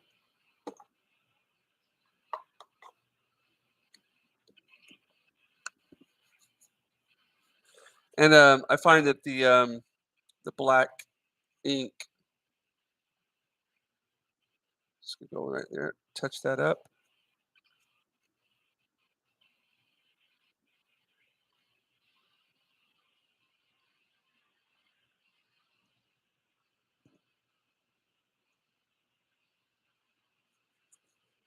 Go in there with some. Now the last step that I'm not gonna show on camera because it's just takes a while is, putting a varnish on this at the end. So right now I'm working with matte media, which means there's no gloss to it at all. So to put a protective layer over it, you use, I use this glossy varnish at the end. But I'm gonna go ahead and call this a wrap, guys. Guys and gals, uh, any four-legged friends out there, hail to you as well. Two-legged, four-legged, three-legged, one-legged, no-legged, eight-legged. There's a lot of them out there. It's getting late. I'm starting to talk gibberish here.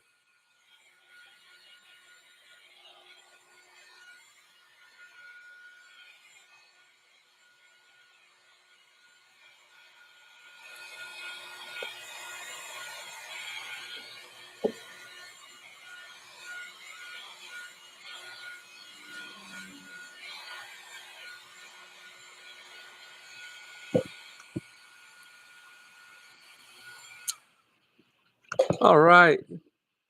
See you later. Hail the Lord. Thank you. Okay, everybody. I'm gonna call it a night. There's the final product. There's the hand. Close up of the hand. Hope you all enjoyed. Thank you all for stopping by, even though it was on short notice. I would like to do these streams every Sunday night if possible, or Sunday night my time, Sunday morning your time, or maybe Monday morning my time, Sunday night your guys' time, if you're on that side of the world. But again, I appreciate you all of your support, everything. And hope you all have a good time. Good, enjoy the rest of your weekend, and yeah, take care. And be seeing you around. If you have a chance, subscribe to the mailing list for our book. And thank you all. Thank you, Captain Fandom Nerd, Hail the Lord, New Reviews, Foul Ball, Roger Ryder. Uh, she's got a bunch of people on here tonight. Azura, a Christian Fandom Geek. Um, Of course, we had Eric O'Sullivan was here. Wakizashi, Kelly Chow, Makini Draws was here for a bit. Milton Knowles, all of you. Thank you. And until next time. Oh, and Ruben as well. I can't forget you. Sorry. Thank you. Have a good night and see you all later. Bye bye.